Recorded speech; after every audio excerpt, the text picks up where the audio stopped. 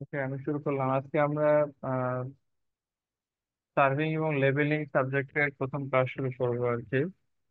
তো এখানে যে টপিকগুলো ইম্পর্টেন্ট, তার বাইরেও লেকচার শিটে অনেক কিছু টপিক আছে যেগুলা ভবিষ্যতে আসতে পারে, এরকম কিছু টপিক অ্যাড করা আছে আর কি।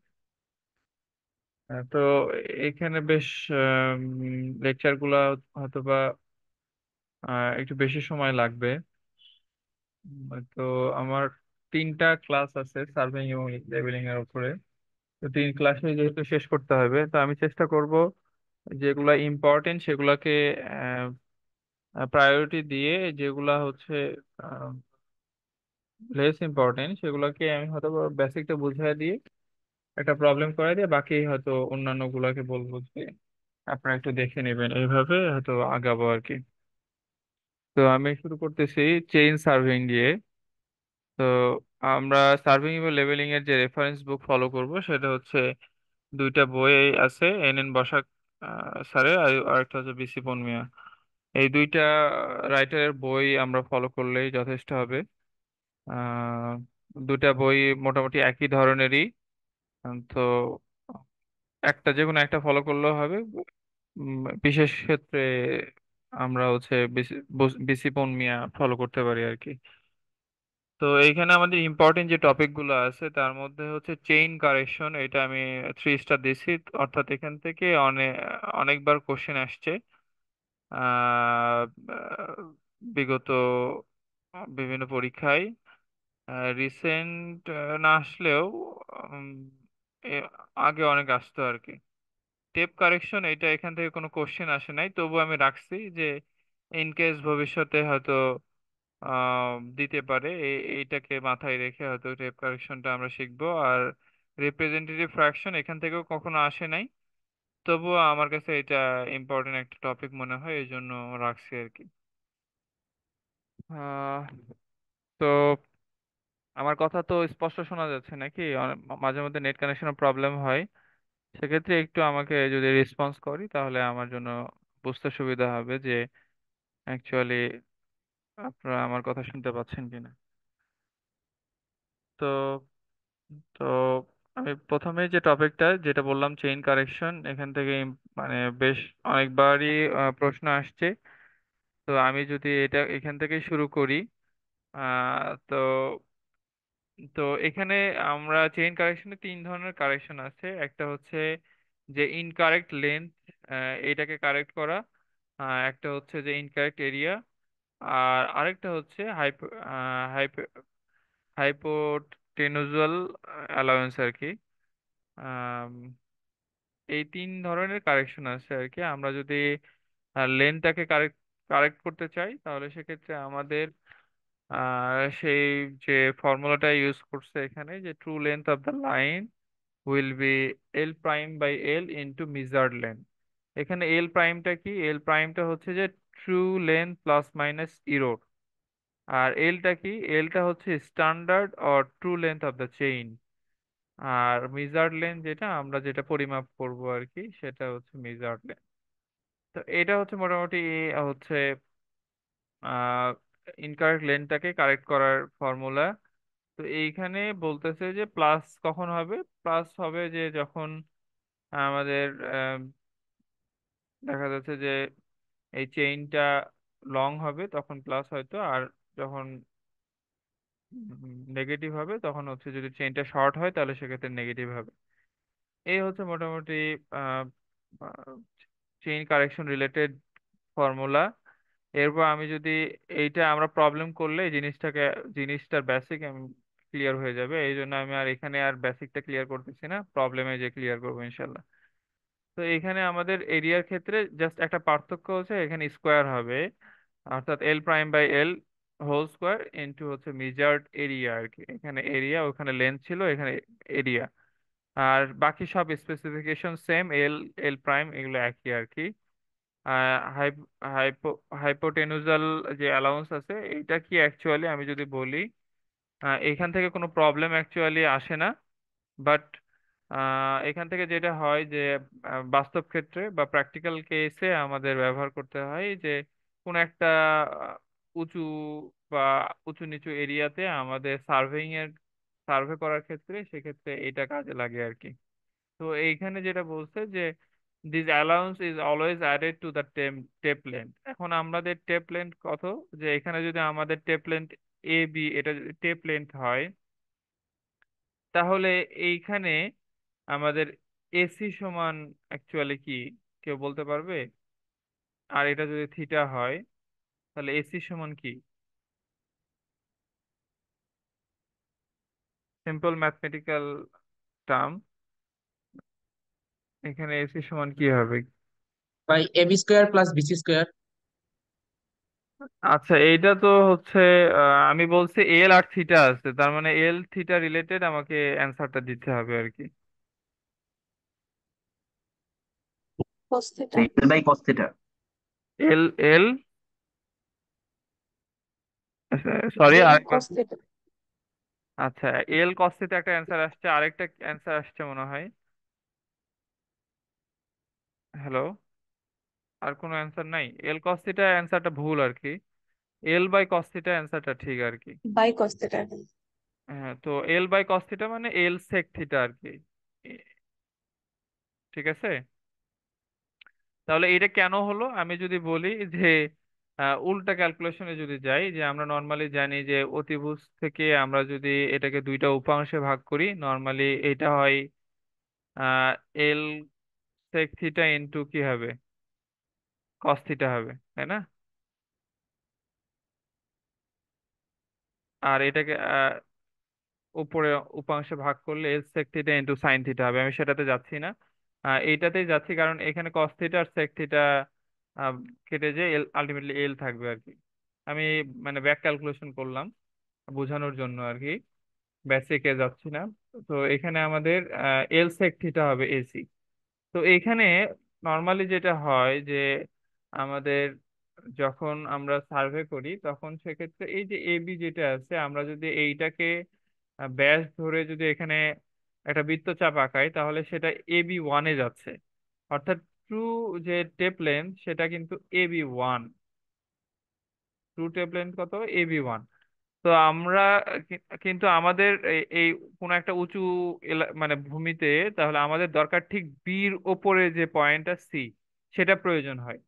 তো আমরা যখন একটা টেপ লেন্থ নিই, টেপ লেন্থের সাথে আমাকে কিছু একটা সার্টেন অ্যামাউন্ট যোগ করতে হচ্ছে, যোগ করলে আমরা বির রেসপেক্টিভে যে পয়েন্টটা আছে সি, সেইটার মানে সেটার টোটাল লেন্থ জানতে পারবো।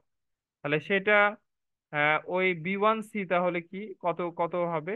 তাহলে আমরা যদি আমি বললাম টোটালটা যেহেতু এল sec theta R A B one যেহেতু এল, তার মানে ওই বি ওয়ান সি কি হবে? এল সেক থিটা মাইনাস এল হবে না? ব্যাপারটা বুঝতে পারলাম?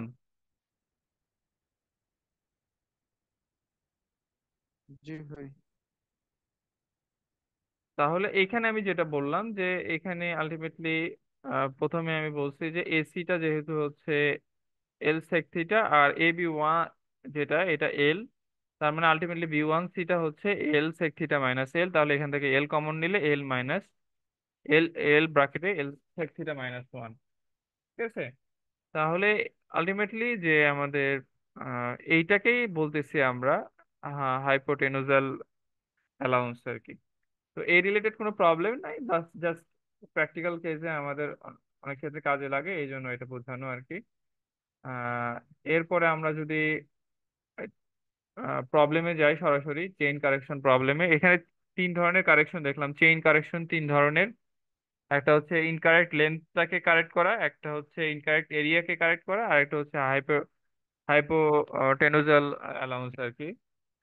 তো এখানে আমাদের চেইন কারেকশন রিলেটেড যে প্রথম প্রবলেমটা, এখানে যদি আমরা দেখি the distance between two point measured with a 20 metre chain. তার মানে এখানে এটা একটা পয়েন্ট, এটা একটা পয়েন্ট, দুইটা পয়েন্ট বলতেছে, এই দুইটা পয়েন্ট কি করছে আমরা মেজার করছি কত মিটার চেইন দিয়ে? 20 মিটার চেইন দিয়ে।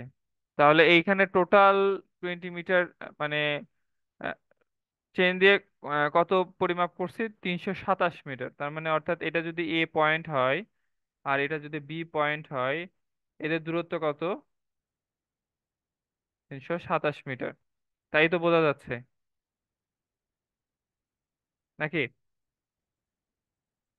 তারপর জি ভাই।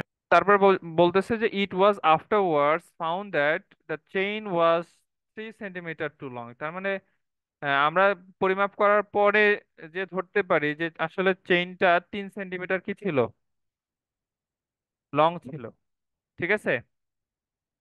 তো আমি এখানে জাস্ট একটা সিম্পলি বোঝানোর চেষ্টা করি যে যদি আমরা যে ধরে নিচ্ছি যে চেইন, এখানে বলছে 20 মিটার চেইন দিয়ে আমরা পরিমাপ করছি, তো 20 মিটার এরকম চেইন দিয়ে পরিমাপ করতে করতে করতে করতে আমরা কি করছি যে এইখানে যে টোটাল যে এ পর্যন্ত আমাদের 20 মিটার ভাবছি এটাকে, এই চেইনটাকে কত মিটার ভাবছি?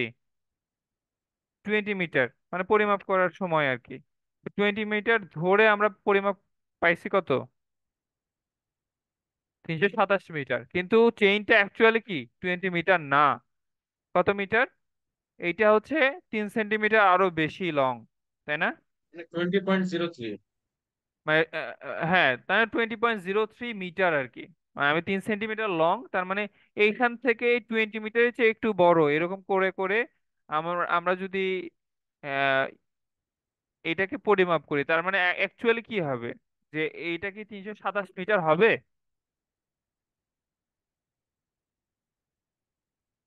আমার না। কথা কি, এটা তো 327 মিটার হবে না, কারণ আমরা ভাবছিলাম যে এই চেইনটা 20 মিটার করে আছে, তার মানে 20 মিটার 20 মিটার এরকম করে আমরা হয়তো 327 মিটার পাইছি। কিন্তু এই চেইনটা যদি অ্যাকচুয়ালি কি হয়, বড় হয়, তার মানে এই চেইনের 327 মিটার হবে না তার চেয়ে বেশি হবে? বেশি হবে। বেশি হবে কেন? কারণ ওই যে প্রত্যেকটাতে 3 সেন্টিমিটার করে কি হবে, বেশি থাকতেছে। কিন্তু আমরা ওটা কিন্তু কাউন্ট করি নাই, ইজেন্ট ইট? বুঝতে পারছে কি ব্যাপারটা? জি ভাই। তাহলে এইখানে তাহলে আমরা কি এই ডিসটেন্সটাকে কিভাবে কারেক্ট করতে পারি, সেটার আমরা ফর্মুলা দেখে আসছি যে L prime by L into measured length. L prime by L into measured, L prime কি ছিল? আমরা বলছি যে এল প্রাইমটা হচ্ছে যে মানে আমাদের কারেক্ট চেইন লেন্থ, অর্থাৎ আমাদের মানে আহ, যে চেইনে যে ইরোরটা ছিল, সেই ইরোর সহ আমাদের মানে ওই চেইনের লেন্থ। তাহলে এল প্রাইমটা হচ্ছে এল প্লাস ইরোর। তাহলে প্লাস কেন হলো? কারণ এই চেইনটা অ্যাকচুয়ালি কি লম্বা, তো লম্বা থাকলে তো যোগ হবে স্বাভাবিকভাবেই। তো এই জন্য এটা 20.03 মিটার। আর আমাদের ট্রু লেন্থ, যেটা চেইনের ট্রু লেন্থ মানে অর্থাৎ স্ট্যান্ডার্ড চেইনের যে লেন্থ, এটা 20 মিটার ছিল। কিন্তু চেইনটা লম্বা হয়ে কত হয়েছে, 20.03 হয়েছে। তার মানে আমরা এটাকে এল প্রাইম বাই এল যদি করি, তাহলে এত ইন্টু মিজার্ড লেন্থ, আমাদের মিজার্ড লেন্থ কত? 327। তাহলে আলটিমেটলি আমরা কিন্তু ওই ফর্মুলা থেকে যে অ্যাকচুয়াল মানে true length of the line, true length of the line, মানে এই লাইনের আসল যে পরিমাপ সেটা আমরা পেয়ে যাব। ব্যাপারটা বুঝতে পারছে?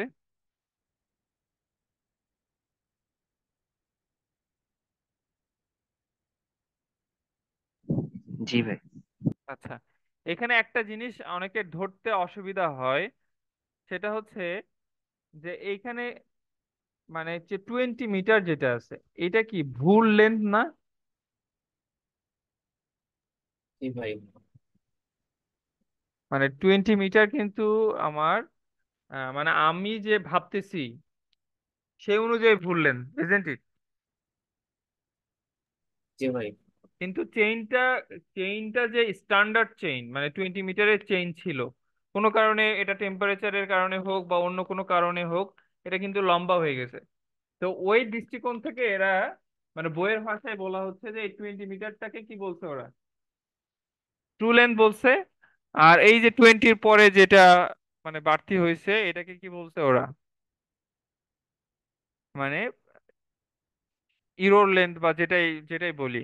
ঠিক আছে, পরিভাষাটা কিন্তু বুঝে নি আর, কারণ এই এই ধরনের পরিভাষা কিন্তু নেক্সটে যে আমাদের মানে প্রবলেম ভুল করতে পারি আর কি, এই পরিভাষা যদি না বুঝি আর কি। একটা জিনিস খেয়াল রাখতে হবে যে এখানে true length of the chain বলতে অ্যাকচুয়ালি বোঝাচ্ছে যে আমরা যে মানে চেইনটা যদি অ্যাকচুয়ালি ইরোর থাকে তাহলে আসলে কিন্তু এটা কিন্তু আমরা যে ভাবতেছি 20 মিটার সেটা কিন্তু না। আমার কথা কি বুঝতে পারতেছি? জি ভাই। তো এটা মাথায় রাখবো আর কি, কারণ সামনে আমরা এই এটাকে ফেস করবো আর কি। যে true length of the line বলতে, যে true length of the line বলতে অ্যাকচুয়ালি যে আসলে আমাদের যে চেইনের পরিমাপ ছিল সেটা অনুযায়ী আমাদের লেন্থ কত হবে, ঠিক আছে। আর মিজার্ড লেন্থ বলতে বোঝাচ্ছে যে আমরা যে যে চেইনটাকে ভাবছিলাম যে এটা কারেক্ট চেইন, সেটা ধরে আমরা যেটা মেজার করছি সেটা হচ্ছে মেজার লেন্থ। তো এই দুটোর মাথায় মাথায় রাখবো আর কি। তো সেকেন্ড প্রবলেমটাতে যদি যাই আমরা, এখানে কি বলছে যে the distance between two station was হচ্ছে 1200 metre when measured with a 20 metre chain. আবার ওই একই কথাই, যে একটা দুইটা স্টেশনের মধ্যে আহ, মানে ডিস্টেন্স পাওয়া গেছে হচ্ছে 1200 মিটার যখন আমরা 20 মিটার চেইন দিয়ে পরিমাপ করছি। এখন বলতেছে যে the same distance when measured with a 30 metre chain was found to be এত। কত? যখন আমরা 30 মিটার চেইন দিয়ে করছি তখন কিন্তু আর 1200 পাওয়া যায় না, কত পাওয়া গেছে? 1195। ঠিক আছে। তারপর ওরা বলছে যে if the 20 metre chain is 0.05 metre too long, what was the error in the 30 metre chain. তার মানে যদি বলতেছে যে 20 মিটার চেইনটা যদি 0.05 মিটার কি থাকে, টু লং হয়ে থাকে, তাহলে আমাদের আসলে 30 মিটার চেইনে কতটুকু ইরোর আছে আর কি, এটা বের করতে বলছে। প্রশ্ন কি বোঝা গেছে?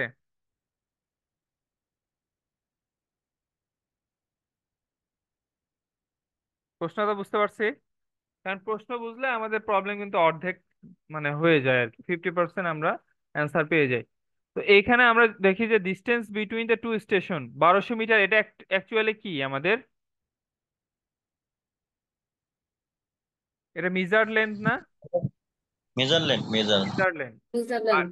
আর এইখানে 20 মিটার চেইন, এই 20 মিটারটা কি অ্যাকচুয়ালি ফর্মুলা? তাহলে মান মানে ট্রু লেন্থ।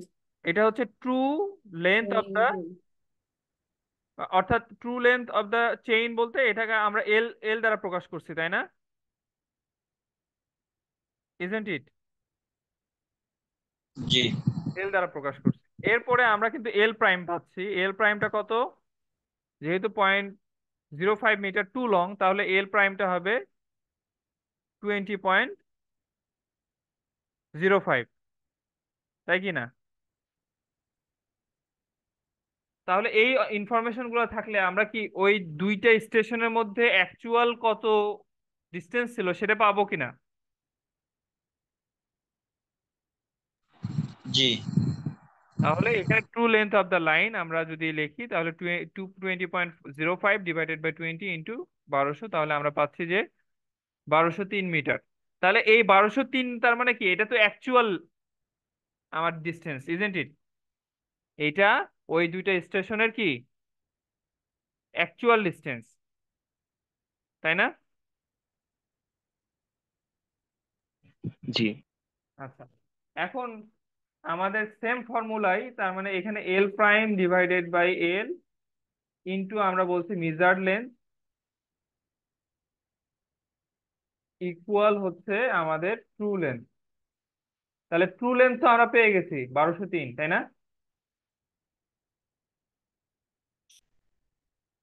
তাই কি না? True length of the station তো দুইটা স্টেশনের মধ্যে ট্রু লেন্থ তো পেয়ে গেছি। জি ভাই। জি তাহলে সেটা হচ্ছে 1203 মিটার। ওকে। বাস। এখন এখন আমরা 30 মিটার চেইন নিয়ে কাজ করব, যেহেতু আমাদের বলছে 30 মিটার চেইনে ইরোর বের করতে হবে। তাহলে 30 মিটার চেইনের ক্ষেত্রে এল তো 30 মিটার, এটা তো ক্লিয়ার, তাই না? জি। এল 30 মিটার। এল প্রাইমটা আমরা জানি না কারণ ওখানে ইরোর আছে, কত ইরোর আছে আমরা আছে। জানি না। মিজার্ড লেন্থ তো জানি নাকি, 30 মিটার চেইন দিয়ে কতটুকু পরিমাপ হয়েছে সেটা তো জানি। সেটা হচ্ছে 1195। 95। তাহলে আমার এই টিএল জানি, অর্থাৎ ট্রু লেন জানি 1203, মিজার লেন জানি এবং এল জানি, তাহলে এল প্রাইম পাবো কিনা? ওটাই। তাহলে এখান থেকে এল প্রাইম আমরা যদি খুব সহজেই পেয়ে যাই, সেটা আস্তে আস্তে দেখেন যে 30.20 মিটার। তাহলে এখানে 30-র চেয়ে বেশি আছে না কম আছে? বেশি আছে। বেশি আছে, তার মানে চেইনটা স্বাভাবিকভাবে বোঝা যাচ্ছে যে এটা লং চেইন, ইঁদুর। তাই না? হুম। তার মানে কতটুকু লং? 0.20 লং। ঠিক আছে, তার মানে এইটাই আমার error, amount of error of 30 metre chain. Okay, তাহলে প্রথম প্রবলেম থেকে এই প্রবলেমটা একটু ডিফারেন্ট, কারণ হচ্ছে প্রথম প্রবলেমে একটা চেইন নিয়ে কথাবার্তা ছিল, আর সেকেন্ড প্রবলেমটাতে কি এক সেম ডিস্টেন্সই দুইটা চেইন দিয়ে পরিমাপ করে দুইটা পরিমাপ পাইছিলাম। সেখান থেকে আমরা কি বের করতে পারলাম? কোনো একটা চেইনের ইরোর দেওয়া থাকলে আরেকটা চেইনের ইরোর বের করতে পারলাম। ঠিক আছে,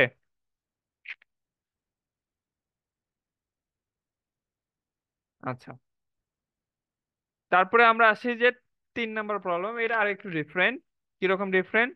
এ line was measured by 20 metre chain which was accurate before starting of the day. কি বলছে? যে আমি একটা 20 মিটার চেইন দিয়ে কি করা শুরু করছি, সার্ভে করা শুরু করছি, যেটা কিনা দিনের শুরুতে ঠিক ছিল। 20 মিটার চেইনটা কি ছিল? 20 মিটারই ছিল। ঠিক আছে, এই পর্যন্ত তো এই কথাই বুঝতে পারলাম নাকি এই লাইন দ্বারা? জি ভাইয়া। আচ্ছা, বলতেছে যে আফটার চেইনিং 900 মিটার, মানে আমি 900 মিটার যখন পরিমাপ করে ফেললাম, দ্য চেইন ওয়াজ, মানে 900 মিটার পরে আর কি, found to be 6 metre long. তার মানে আমি 900 মিটার ডিস্টেন্স পরিমাপ করার পরে দেখতেছি যে 20 মিটার চেইন আর 20 মিটার নাই, এটা কি হয়েছে? বেড়ে 20.06 মিটার বেড়ে গেছে, তাই কি না? জি ভাইয়া। আচ্ছা, জি ভাইয়া। তাহলে এরপরে বলছে কি, এরপর কি বলছে? After chaining a total distance of 1575 metre. আবার বলতেছে যে আবার, মানে টোটাল, মানে শুরু থেকে টোটাল 1575 পরিমাপ করার পরে দেখা গেছে যে এই, মানে 6 সেন্টিমিটার আর নাই, কত বেড়ে কত দাঁড়াইছে? 14 সেন্টিমিটার টু লং হয়ে গেছে। এখন বলছে যে তুমি true distance of the line বের করো। তো আমি এটাকে যদি একটু ফিগারের মাধ্যমে আঁকানোর চেষ্টা করি, ধরলাম এইটা হচ্ছে ওই দুইটা ডিস্টেন্স, যেটা আমাদের লাইন টোটাল, মানে true distance of the line. তো বলতেছে যে দিনের শুরুতে এই পয়েন্ট থেকে এই পয়েন্ট, এটা হচ্ছে সাপোজ ধরলাম 900, কত মিটার? এই 900 মিটার। তো এই 900 মিটারে এখানে 20 মিটার চেন ছিল, কিন্তু এখানে যে কত হয়েছে? 20.06 হয়েছে নাকি? মানে চেইনের লেন্থ আর কি, চেইন মানে এটা আমি চেইনের লেন্থের অবস্থা বোঝাচ্ছি আর কি। তো এটা 20.06 হয়েছে, কিন্তু এখানে আবার যখন 1575-এ গেছি, যখন আমরা পরিমাপ করে, তখন এইটার অবস্থা কি হয়েছে? 20.14 হয়েছে। আমার কি, মানে গ্রাফিক্যাল রিপ্রেজেন্টেশনটা কি বুঝতে পারছে কিনা? জি যে ভাই। মানে আমার যখন 0 থেকে 900 মিটার পর্যন্ত আমি পরিমাপ করছি, তখন চেইনটা 20 মিটার না থেকে কত হয়েছে? 20.06 হয়েছে। আমি আবার ফার্দার টোটাল, এই যে 0 থেকে টোটাল যখন 1575 পরিমাপ করে ফেলছি, তখন চেইনটা আর 20 মিটার নাই, তখন কি হয়ে গেছে? 20.14 হয়েছে। তাহলে এইখানে আমরা কিভাবে ট্রু ডিস্টেন্স বের করব? তাহলে এখানে আমার কয়টা সেগমেন্ট আছে? দুইটা সেগমেন্ট আছে। তাহলে আমরা দুইটা সেগমেন্ট দুইটা আলাদাভাবে বের করার চেষ্টা করব।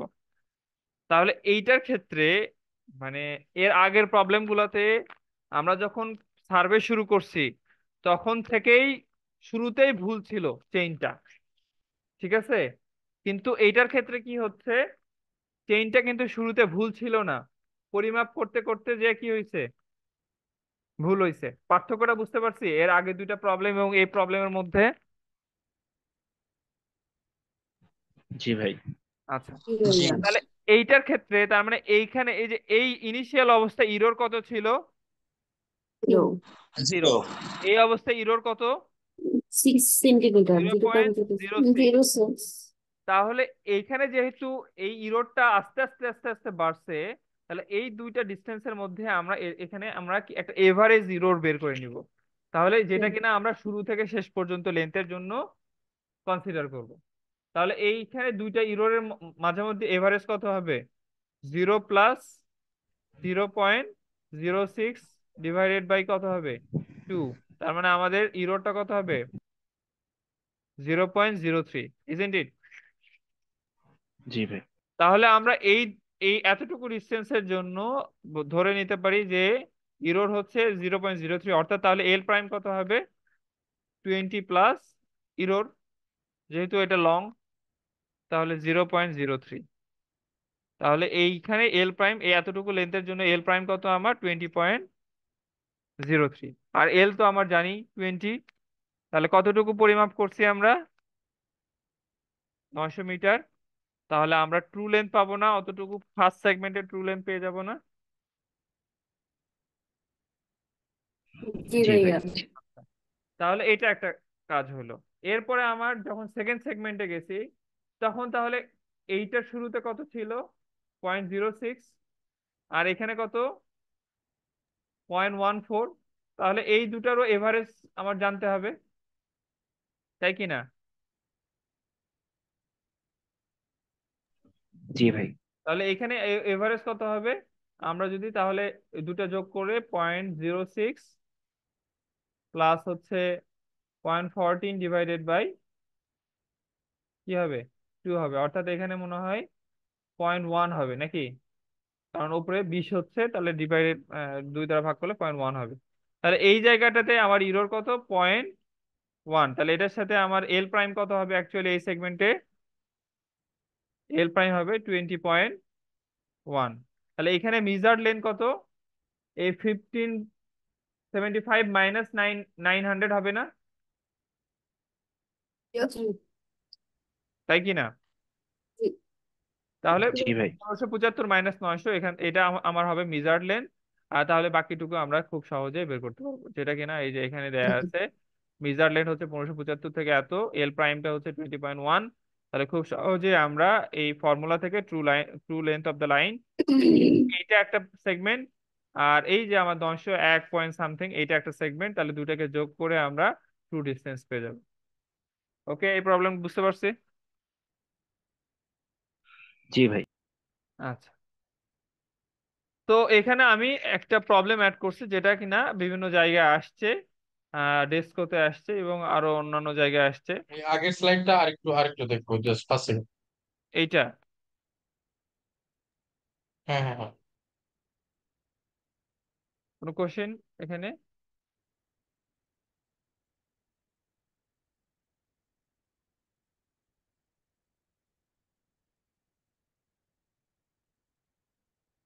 Is there any question?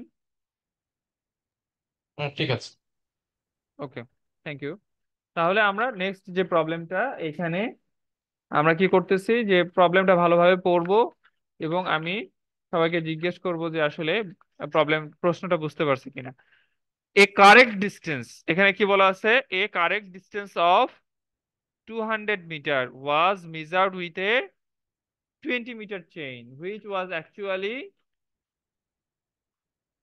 এত metre long. Calculate the chain distance.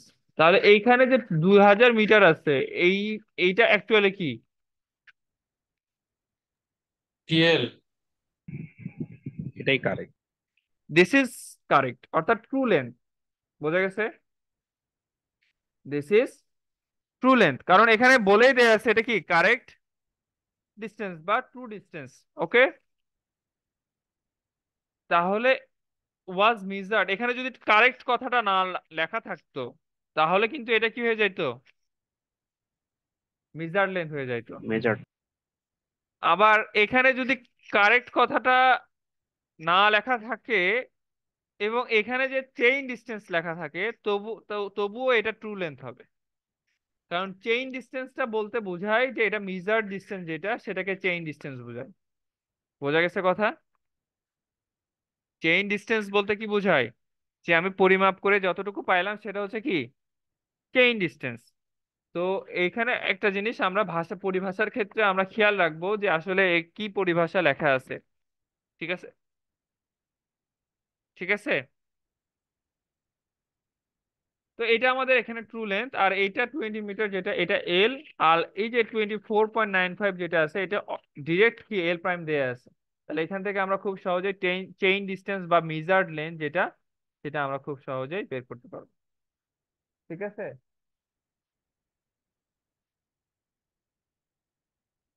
Clear এইখানে সবাই? জি ভাই। ওকে। এরপরে যেটা আছে আমাদের টেপ কারেকশন, এখান থেকে প্রিভিয়াসলি কোনো কোশ্চেন আসে নাই। জাস্ট আমি ফর্মুলা গুলো আপনাদেরকে বলে রাখবো এবং হচ্ছে এটার একটা প্রবলেম করাবো যাতে আমরা এই এই রিলেটেড যদি কোনো প্রবলেম আসে আমরা যেন এটাকে কোপ উইথ করতে পারি। আম, তো এখানে আমরা যেটা বলতেছি যে এই টেপ কারেকশন, এটা এর আগে ছিল চেইন কারেকশন, এটা হচ্ছে টেপ কারেকশন। টেপ কারেকশনটাও তিন ধরনের, বা টেম্পারেচার কারেকশন, পুল কারেকশন এবং হচ্ছে স্লোপ কারেকশন। আরেক ধরনের আছে যেটাকে স্যাক কারেকশন বলা হচ্ছে। তো এই হচ্ছে চার ধরনের টেপ কারেকশন আছে। টেম্পারেচার কারেকশন যেটা, এটাকে আমরা যদি বলি যে টেম্পারেচারের কারণে অনেক সময় টেপের লেন্থ বেড়ে যায়। তাহলে কতটুকু বাড়ে, আমরা এটা ফিজিক্সে পড়ে আসছি, একটা ফর্মুলা আছে যে এইটা হচ্ছে যতটুকু টেম্পারেচার বাড়ে তার সমানুপাতিক। তো সেই অনুযায়ী আমরা ওই ফর্মুলাটা যেটা দাঁড়ায় যে যতটুকু বাড়তি লেন্থ হয় সেটাকে সিটি দ্বারা আমরা প্রকাশ করতেছি, যে কতটুকু চেইন মানে টেপটা মানে বেড়ে যাচ্ছে টেম্পারেচার রাইজের কারণে, বা টেম্পারেচার ফলের কারণেও এটা সংকুচিত হতে পারে। তাহলে সেই ফর্মুলাটা হচ্ছে আলফা। আলফাটা কি? আলফাটা হচ্ছে কোএফিসিয়েন্ট অফ থার্মাল এক্সপানশন, মানে যে ম্যাটেরিয়াল দিয়ে হচ্ছে টেপটা তৈরি হবে সেইটা থার্মাল এক্সপানশন কিরকম, সেই কফিসিয়েন্টটা আলফা। আর টি টিএম যেটা, সেটা হচ্ছে যখন আমরা পরিমাপ করতেছি সেই সেই সময় তাপমাত্রা। আর টি নটটা হচ্ছে স্ট্যান্ডার্ড তাপমাত্রা, অর্থাৎ 25 ডিগ্রি সেলসিয়াস হতে পারে, বা যে স্ট্যান্ডার্ড তাপমাত্রায় টেপটা সংরক্ষিত ছিল সেই তাপমাত্রা। আর এলটা হচ্ছে আমরা লেন্থ অফ দ্য টেপ। তাহলে এই হচ্ছে তাহলে ফর্মুলা যে আমাদের টেম্পারেচার রাইজ বা ফলের কারণে আমাদের কতটুকু বৃদ্ধি পাবে বা সংকুচিত হবে, সেটা সমান হচ্ছে আলফা ইন্টু টেম্পারেচারের পার্থক্য ইন্টু এল। ঠিক আছে। আর নর্মালি স্টিল টেপের ক্ষেত্রে মানে হচ্ছে আমাদের কোফিসিয়েন্টটা আলফা যেটা হয় সেটা হচ্ছে 11 × 10⁻⁶ হয় পার সেন্টিগ্রেড বা পার সেলসিয়াসে। আর পুল কারেকশন যেটা, অর্থাৎ আমরা যে টেপটা নিয়ে টানাটানি করি, তো টানার ক্ষেত্রে এটার ইলাস্টিক প্রপার্টির কারণে এটা কি লম্বা হতে পারে, বা সংকুচিত হতে পারে কোনো কোনো ক্ষেত্রে। তাহলে সেক্ষেত্রে আমাদের চেইনটা কি হবে, মানে কারেকশনটা কি হবে, মানে কতটুকু বৃদ্ধি পাবে সংকুচিত হবে, এটা ডিপেন্ড করবে হচ্ছে আমাদের এইখানে আমাদের যে স্ট্রেইনের ফর্মুলা আমরা পড়ে আসছি, ফিজিক্সে পড়ে আসছি স্ট্রেইন, অর্থাৎ পীড়ন বা আহ, বিকৃতি। ওই বিকৃতি বা পীড়নের যে ফর্মুলা শিখে আসছি সেটাই, যে পিএল ডিভাইডেড বাই এই। এখানে পিটা হচ্ছে আমাদের মানে যতটুকু ফোর্সের পরিবর্তন হবে সেটা, অর্থাৎ নর্মাল অবস্থায় স্ট্যান্ডার্ড অবস্থায় পুল মানে কোন একটা চেইন যে অবস্থায় টানা দরকার আছে তার চেয়ে যদি আমরা বেশি সময় ধরে টানি তাহলে সেটা, বা বেশি বল প্রয়োগ করে টানি সেটা পিএম। আর পি নটটা হচ্ছে স্ট্যান্ডার্ড অবস্থায় বা স্ট্যান্ডার্ড যে আমাদের গাইডলাইন্স আছে সেটা সেই অনুযায়ী যদি টানি সেটা একটা ব্যাপার। আর এলটা হচ্ছে লেন্থ অফ দা টেপ। এটা হচ্ছে আমাদের cross sectional area of the tape. আর ইটা হচ্ছে ইলাস্টিক মডুলাস। ঠিক আছে, বা ইয়ংস মডুলাসও বলা হয় এটাকে, মানে যে ম্যাটেরিয়াল দিয়ে তৈরি হবে সেটার ইয়ংস মডুলাস বা মডুলাস অফ ইলাস্টিসিটি। তাহলে এটা হচ্ছে পুল কারেকশন। পুল কারেকশনের ফর্মুলা আমরা ডেল্টা পিএল ডিভাইডেড বাই এই এইটা। আর হচ্ছে স্লোপ কারেকশন আছে, এটা কিছুটা হাইপোটেনুজাল যে আমরা যে কারেকশনটা পড়ছি সেটার মতোই। শুধু এখানে এলটা যেটা, এটা হচ্ছে এ বিটাকে এল ধরছে, তাহলে এসিটা কি হবে? এল কস থিটা। এটা কি হবে? এল কস থিটা। তো আমরা এখানে এই যে সিডি যেটা আছে, আমরা যদি এখান থেকে বৃত্তচাপটা আনি, তাহলে এটা আর এসি না থেকে আরেকটু বাড়বে। এই সিডি অংশটুকুকে বলা হচ্ছে স্লোপ কারেকশন। তো এই সিএইচটা কিভাবে পাবো?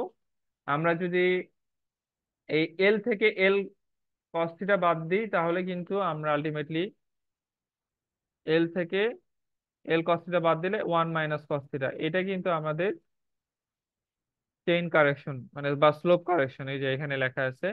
এটা এক্সাক্ট যদি আমরা ক্যালকুলেশন করতে চাই, তাহলে সেক্ষেত্রে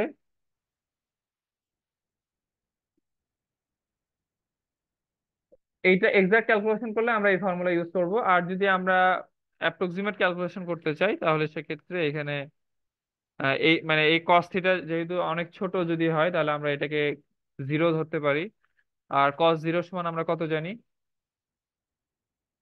এরকম করে চিন্তা ভাবনা করে আমরা কিন্তু এটাকে h² / 2l হিসেবেও আমরা কনসিডার করতে পারি, ঠিক আছে?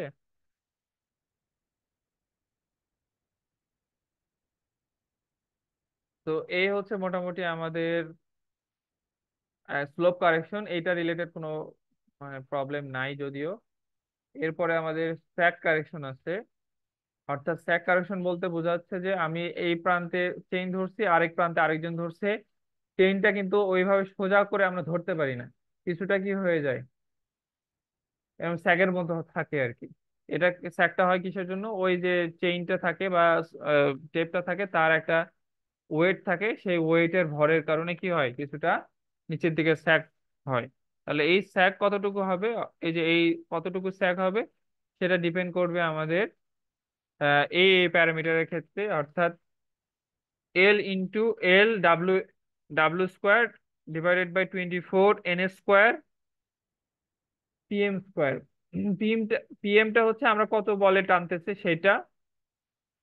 আহ, আর হচ্ছে এনটা কি? এনটা হচ্ছে আমরা কোন একটা মানে চেইন আছে, সেটা যদি আমরা তিনজন মিলে ধরি, তাহলে এখানে এখানে একজন আছে, এখানে একজন আছে, এখানে একজন আছে, তাহলে কিন্তু এখানে কয়টা স্যাক তৈরি হবে?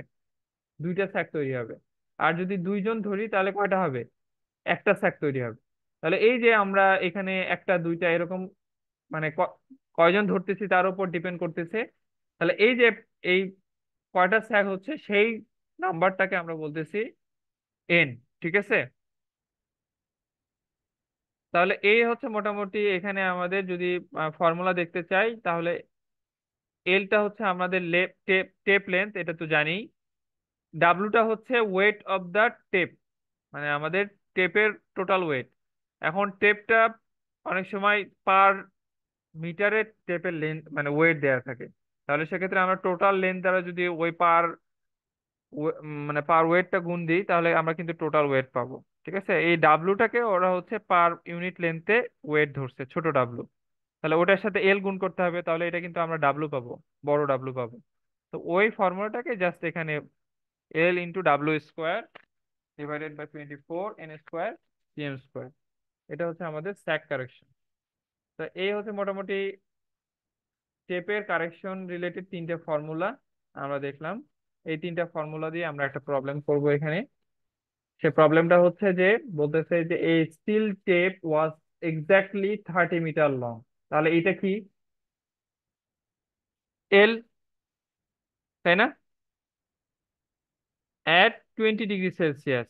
তার মানে এইটা আমার যেহেতু মানে তার মানে এটা একটা টেম্পারেচার, সেটা হচ্ছে আমরা ইনিশিয়াল অবস্থা টেম্পারেচার ধরলাম। when supported throughout its length under a pull of 10 KG. তার মানে এটা একটা আমাদের পুল দেয়া আছে 10 কেজি ওয়েট। তার মানে আমার ইনিশিয়াল অবস্থা এটাকে আমরা আহ, দশ 10 কেজি ভরে আমরা বা 10 কেজি বল প্রয়োগে আমরা এটাকে ধরতেছি। তারপর a line was measured with this tape under a pull of 15 KG. তার মানে আমরা যখন মানে মানে এই টেপ দ্বারা পরিমাপ করি, তখন এই পুল ছিল, তার মানে এটা পিএম। যখন মিজার অবস্থায় আমাদের কতটুকু আমরা টানছি সেটা এট এ মিন টেম্পারেচার, অর্থাৎ একটা টেম্পারেচার দেয়া আছে, সেটাকে আমরা আমরা যখন মিজার করতেছি তখন এটাকে আমরা টিএম ধরতে পারতেছি। এবং ফাউন্ড টু বি মানে কতটুকু লেন্থ বেরোইছে সেটা দেয়া আছে, অর্থাৎ এটা মিজার্ড লেন্থ আমাদের, মিজার্ড লেন্থ। তারপর the cross sectional area of the tape, এটা দেয়া আছে। এবং টোটাল ওয়েট দেয়া আছে আমাদের, টোটাল ওয়েট ডিরেক্ট, তার মানে টোটাল ডাব্লু, বড় ডাব্লু। আলফাটা দেয়া আছে। এবং মানে elasticity of the, elastic modulus of the steel দেয়া আছে। বলতেছে যে true length of the line if the tape was supported during the measurement at every 30 metre. বলতেছে যদি আমরা 30 মিটার পরে যদি দুইজন ধরে তাহলে সেক্ষেত্রে কত হবে, আর যদি প্রত্যেক 15 মিটার পর পর একজন ধরে তাহলে সেক্ষেত্রে কত হবে। মানে 15 মিটার, 30 মিটার টেপ আছে, তার মধ্যে 15 মিটার পরে এখানে একজন ধরবে, তার 15 মিটার পরে এখানে একজন ধরবে। তার মানে এইখানে আলটিমেটলি এই দুইটা জিনিস আসলে ডিপেন্ড করতেছে এন এর মান। এখানে এন এর মান কত, 1, কারণ টোটালটা মিলে দুইজন ধরতেছে, মাঝখানে স্যাগ হবে একটা। আর এখানে প্রত্যেক 15 মিটার পর পরে এক ধরতেছে জন্য এখানে কয়টা হবে, দুইটা স্যাগ হবে, এখানে এন হবে 2। তাহলে প্রশ্ন কি বোঝা গেল? প্রশ্নের প্রশ্ন থেকে আমরা কি প্যারামিটার গুলো বুঝতে পারলাম কিনা?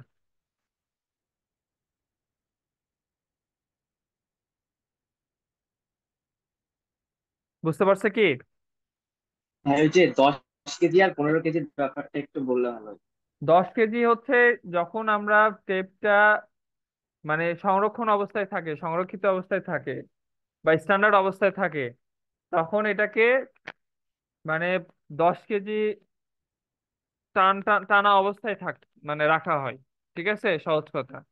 আর যখন আমরা পরিমাপ করতে গেছি তখন তো টানাটানি করি টেপটা, তাই না? যখন টানাটানি করছি তখন ওই অবস্থায় মানে 15 কেজি ছিল টানের মানটা।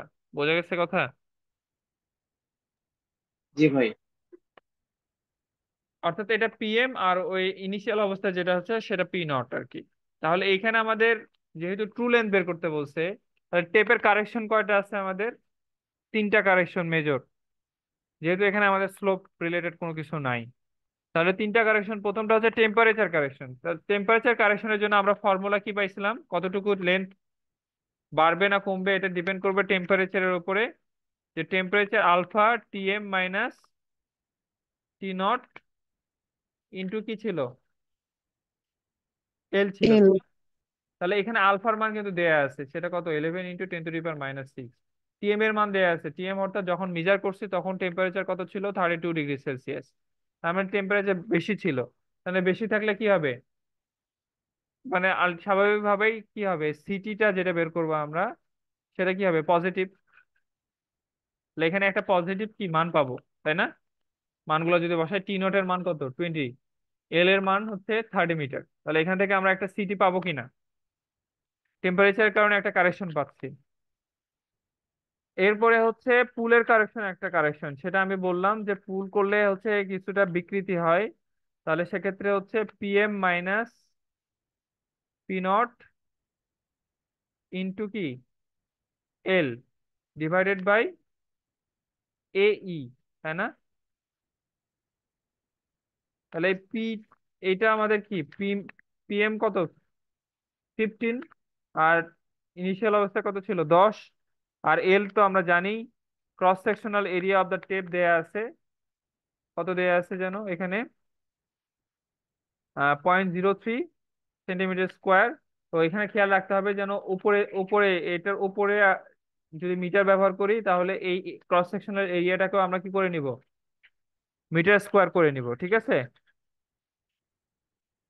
তারপরে ই যেটা, ইটাও খেয়াল রাখবো, ইর এককটা কি দেয়া আছে এখানে, কেজি/সেন্টিমিটার স্কোয়ার। তাহলে এখানে একটা জিনিস যে পরিবর্তন করতে হবে না একক, কারণ এই সেন্টিমিটার স্কোয়ার, এই সেন্টিমিটার স্কোয়ার কি হচ্ছে, কেটে চলে যাচ্ছে। তাহলে আলটিমেটলি কি আমার কনভার্সন করার প্রয়োজন নাই। অনেক ক্ষেত্রে দেখা যাচ্ছে যে কনভার্সনের কারণে আমাদের প্রবলেম, ভুল হয়ে থাকে। তো এটা খেয়াল রাখবো আর কি, যেখানে কনভার্সন করার প্রয়োজন নেই করবো না, কিন্তু যেখানে করতে হবে সেখানে কিন্তু করতে হবে আর কি। তাহলে এখানে কিন্তু আমরা একটা কি পাচ্ছি, পুলের কারণে একটা কারেকশন পাচ্ছি এবং সেটা পজিটিভ কারেকশন পাচ্ছি। এটা একটা ব্যাপার।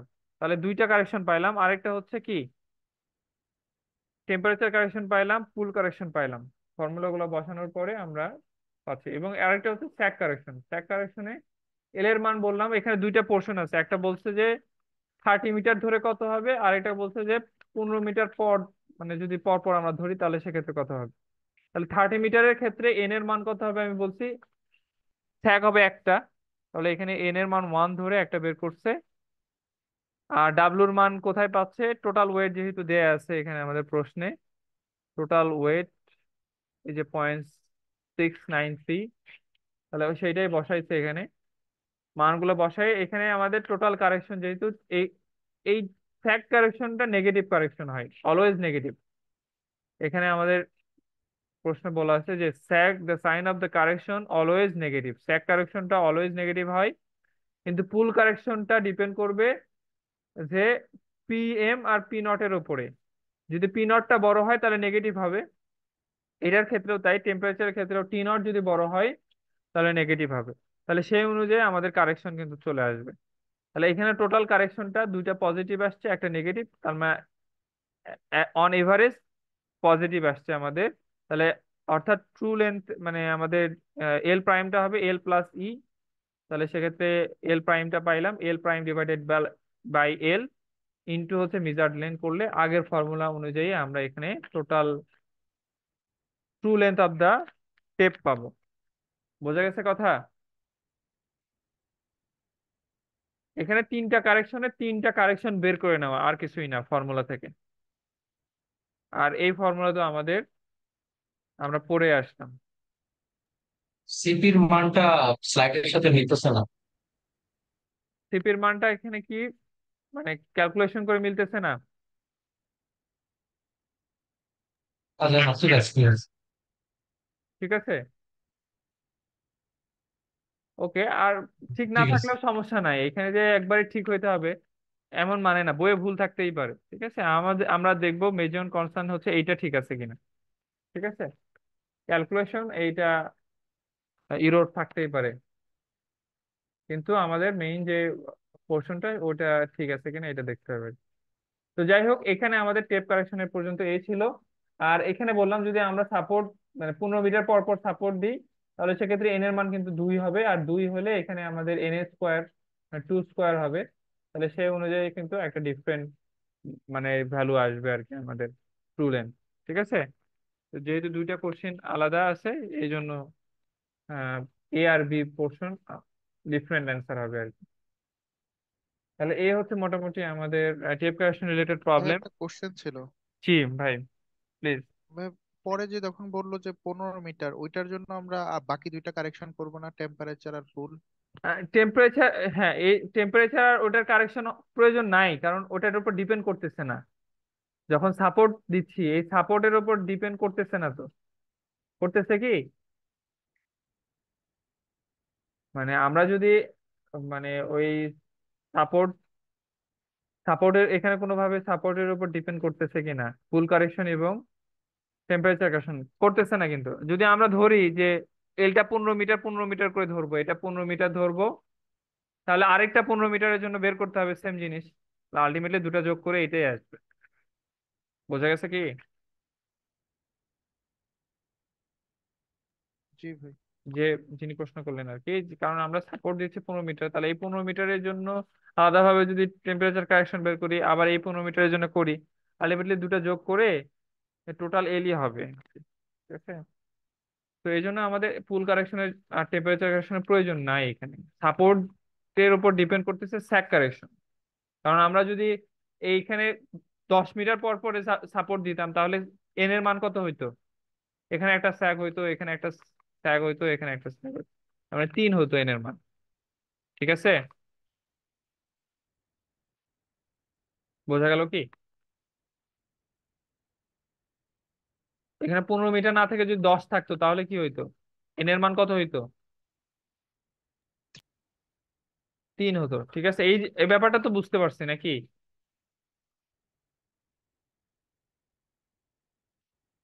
হ্যালো, জি ভাই, বুঝতে ওকে, পারছি। ঠিক আছে, ধন্যবাদ।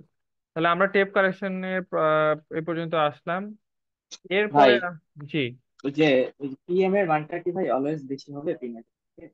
না, এটা কমও হইতে পারে, পিএম এর মান কমও হইতে পারে, সেক্ষেত্রে নেগেটিভ আসবে। আর নেগেটিভ আসলে তখন কিন্তু আমরা এই যে যখন এই যে এইখানে আমরা ইরোরটা ক্যালকুলেশন করতেছি তখন এখানে নেগেটিভ দিতাম।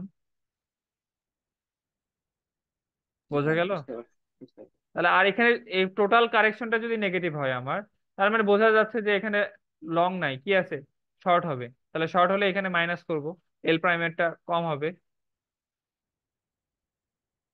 বোঝা গেছে কথা? জি ভাই। ওকে। তাহলে আমরা আরেকটা প্রবলেম আছে এখানে, এই রিলেটেড প্রবলেম, 7 নম্বর প্রবলেম, এটা নিজেরা করব, সেম জিনিস, এখানে আর বাড়তি কোনো কিছু নাই। জাস্ট এখানে ওই যে ফুল কারেকশনটা, ওই যে উনি যেটা কোশ্চেন করলো ওইখানে পি এর মানটা কম আসছে, এই যে 10 দেয়া আছে, এটা স্ট্যান্ডার্ডটা 15, এটার কারণে মাইনাস আসছে। অন এভারেজ টোটাল কারেকশনটা মাইনাস আসছে, এই জন্য টোটাল থেকে মাইনাস আসছে। বোঝা গেছে কথা? এইটাই এখানে পার্থক্য, এই জন্য আমি এই প্রবলেমটা আর করাচ্ছি না, এটা নিজেরা দেখে নিব, একই ধরনের প্রবলেম। আমি লাস্ট যে টপিকটা এখানে আমাদের, যে রিপ্রেজেন্টেটিভ ফ্র্যাকশন, এটা অ্যাকচুয়ালি কি? রিপ্রেজেন্টেটিভ ফ্র্যাকশন হচ্ছে যে আমরা নর্মালি ড্রয়িং করে থাকি, স্ট্যান্ডার্ড কোনো ড্রয়িং করে যদি আমরা রেখে দিই, অনেক সময় দেখা যায় যে মানে এই ড্রয়িংটা সংকুচিত হয় বিভিন্ন কারণে, কি হয়, সংকুচিত হয়। তো আমরা যেটা করি যে এই ড্রয়িং এ একটা মানে স্কেল আঁকায় দিই, যেন কি হয়, এই ড্রয়িংটা ভবিষ্যতে যদি সংকুচিত হয় তাহলে স্কেলটাও ওই একই অনুপাতে সংকুচিত হবে, তাই কি না? এই জন্যই তো ওইখানে কি করা হয়, কোনো ড্রয়িং এ যদি, যখন আমরা ড্রয়িং করি বা ড্রয়িং আঁকাই, সেখানে কিন্তু একটা স্কেল আঁকানো হয়। স্কেল আঁকানোর উদ্দেশ্য হচ্ছে ড্রয়িংটা যদি সংকুচিত বা প্রসারিত হয় তাহলে ওই একই অনুপাতে হবে এবং আমরা খুব সহজেই ফিল্ডে অ্যাকুরেট ডিসটেন্সটা পাবো। ঠিক আছে? তো এখানে বলতেছে যে রিপ্রেজেন্টেটিভ ফ্র্যাকশন টা হচ্ছে the ratio of the distance on the drawing to the corresponding actual length of the object. অর্থাৎ আমরা ড্রয়িং এ কোনো একটা অবজেক্টের যে ডিসটেন্স, সেইটা ডিভাইডেড বাই অ্যাকচুয়ালি আমাদের ওই অবজেক্টের যে লেন্থ, সেটা, মানে এটার অনুপাতটাকে আমরা বলতেছি কি, রিপ্রেজেন্টেটিভ ফ্র্যাকশন। তাহলে অর্থাৎ সহজ কথা বলা যায় যে আমরা এরকম একটা বস্তু আছে, এইটার সাপোজ উইথ হচ্ছে 10 মিটার। তো ড্রয়িং এর খাতা তো এত বড় হয় না, 10 মিটার নর্মালি হয় না, দেখা যাচ্ছে যে এই ড্রয়িং খাতায় আমরা এই 10 মিটারটাকে 1 মিটার হিসেবে যদি আমরা মানে প্রকাশ করতে চাই, বা এটাকে আরো ছোট করতে পারি, 0.1 মিটার যদি প্রকাশ করতে চাই, তাহলে এই 0.1 মিটার ডিভাইডেড বাই 10 মিটার, এখানে যে আমাদের একটা রেশিও আসবে, এখানে তুলে দিলে নিচে 10 আসবে, অর্থাৎ 100 হবে। তাহলে এই যে অনুপাতটাকে, এটাকে আমরা বলতেছি কি, রিপ্রেজেন্টেটিভ ফ্র্যাকশন। বোঝা গেল কথা?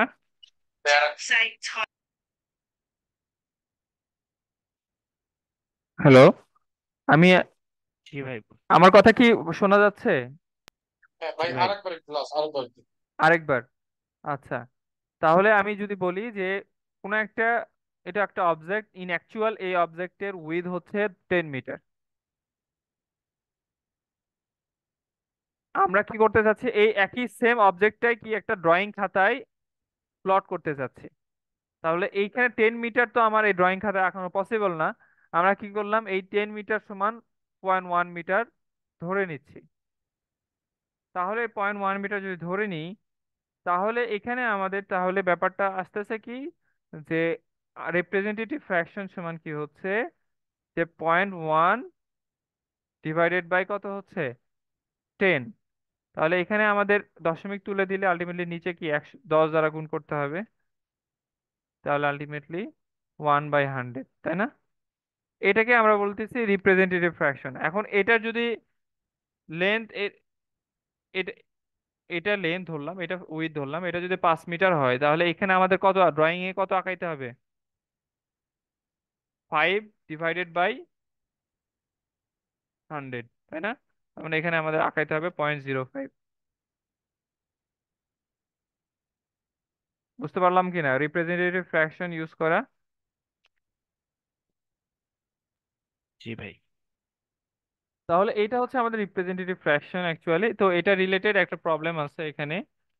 বলতেছে যে on map drawn to a scale 50 metre to 1 centimetre, অর্থাৎ বলা হচ্ছে যে 50 মিটার সমান 1 সেন্টিমিটার ধরে নিচ্ছে ড্রয়িং এ।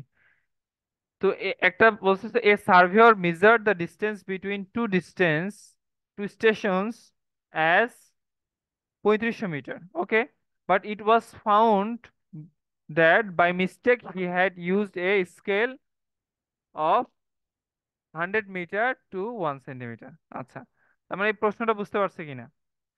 বলা হচ্ছে যে একটা ড্রয়িং একটা ড্রয়িং এ বলা হচ্ছে যে 1 সেন্টিমিটার সমান কত দেয়া আছে?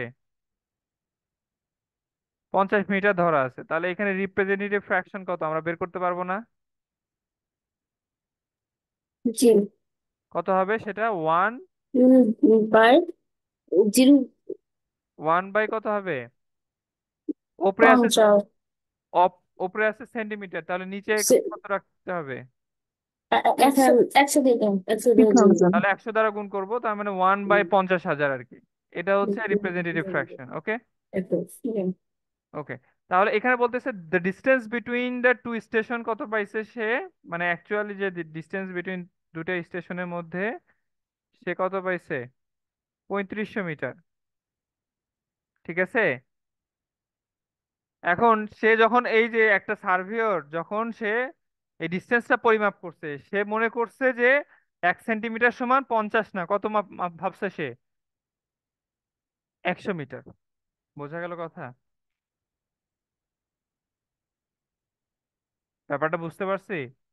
মানে ড্রয়িং এ আছে কত, 1 সেন্টিমিটার ইকুয়াল 50 মিটার, কিন্তু সে ভাবছে কত?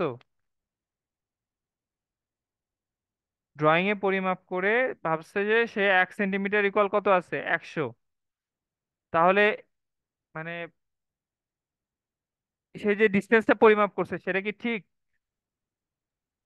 না ভাই। সে সে কিন্তু ভুল পরিমাপ করছে। তাহলে এখানে ব্যাপারটা হচ্ছে যে সে 3500 মিটার যেটা পরিমাপ করছে সেটা অ্যাকচুয়ালি কত ধরছে? 1 সেন্টিমিটার সমান 100 মিটার ভেবে, ঠিক আছে। তাহলে এটাকে আমরা ঐকিক নিয়মে করতে পারি কিভাবে? যে 100 মিটার যদি 1 সেন্টিমিটার হয়, তাহলে একে কত হবে? 1/100, তাই না? বোঝা গেল? তাহলে 3500 মিটার সমান কত সেন্টিমিটার হবে? তাহলে ড্রয়িং এ আমরা কত সেন্টিমিটার সেটা পাবো না? বুঝতে পারলাম কি? ব্যাপারটা কি বুঝতে পারলাম? আমি আবার এখানে প্রশ্নটা ভালোভাবে বুঝতে হবে আমাদের। যে একটা বলতেছে একটা ম্যাপে একটা ড্রয়িং আঁকানো হয়েছে, সেই ড্রয়িংটা আঁকানো আছে 1 সেন্টিমিটার ইকুয়াল কত? 50 মিটার। এখন বলতেছে বাট দ্য সার্ভেয়র সে মনে করছে যে 1 সেন্টিমিটার ইকুয়াল 50 মিটার না, সে দুটো ডিস্টেন্স পরিমাপ করছে এইখানে 1 সেন্টিমিটার ইকুয়াল 100 মিটার ভেবে। তাহলে সে অর্থাৎ 35 সেন্টিমিটার 35 সেন্টিমিটার ছিল এখানে। সে তাহলে তাহলে 3500 মিটার 35 সেন্টিমিটার ইকুয়াল কত হচ্ছে? 3500 মিটার। সেটা ভাবছে ওই দুইটা ডিস্টেন্সের পরিমাপ, কিন্তু সে তো অ্যাকচুয়ালি ভুল ধরলো, তাই না? কারণ অ্যাকচুয়ালি ড্রয়িংটা আঁকানো আছে কি 1 সেন্টিমিটার ইকুয়াল 50 মিটার। তো এইটাই আমাদেরকে বের করতে বলছে যে true distance between the two station, যে আসলে ওই দুইটা স্টেশনের মধ্যে মধ্যবর্তী দূরত্ব কত হবে। না আমরা ওই মানে তার ভুল ধরাটা কে আমরা যদি ধরি যে সে ভাবছে যে 100 মিটারে কত? 1 সেন্টিমিটার। তাহলে 1 মিটারে কত হবে? 1 বাই, তাহলে এই 1 সেন্টিমিটারটা কোথায় আছে? ড্রয়িং এ না? জি ভাই। এই 100 মিটার তো সে ভাবছে, তাহলে এই 1 সেন্টিমিটারটা অ্যাকচুয়ালি কোথায় আছে? ড্রয়িং এ আছে। তাহলে 1 মিটারে 1/100 হবে। তাহলে 3500 মিটারে কত হবে? মানে 3500/100 হবে না? জি তাহলে ভাই, এখান থেকে 35 আমরা মিটার। আমরা 35 সেন্টিমিটার পাবো। কত পাবো?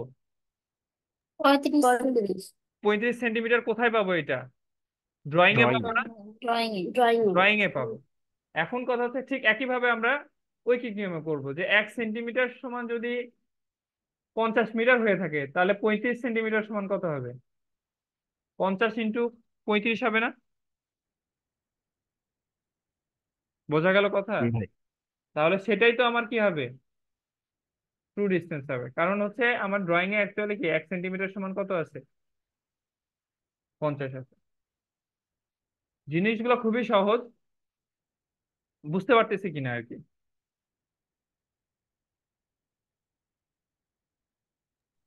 কারণ জি ভাই, এটা বুঝতে পারছি।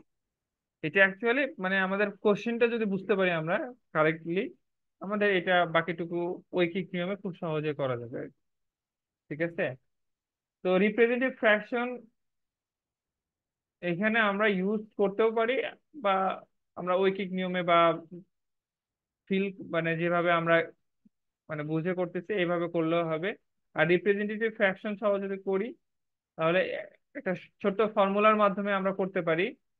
সেই ফর্মুলাটা কিরকম, যে আমরা ট্রু ডিস্টেন্স বা ট্রু লেন্থ ইকুয়াল হচ্ছে যে ভুল মানে আমাদের রিপ্রেজেন্টেটিভ ফ্র্যাকশন আছে, বা এটাকে আমরা কিভাবে পরিমাপ করতে পারি, RF প্রাইম দ্বারা পরিমাপ করলাম, ঠিক আছে?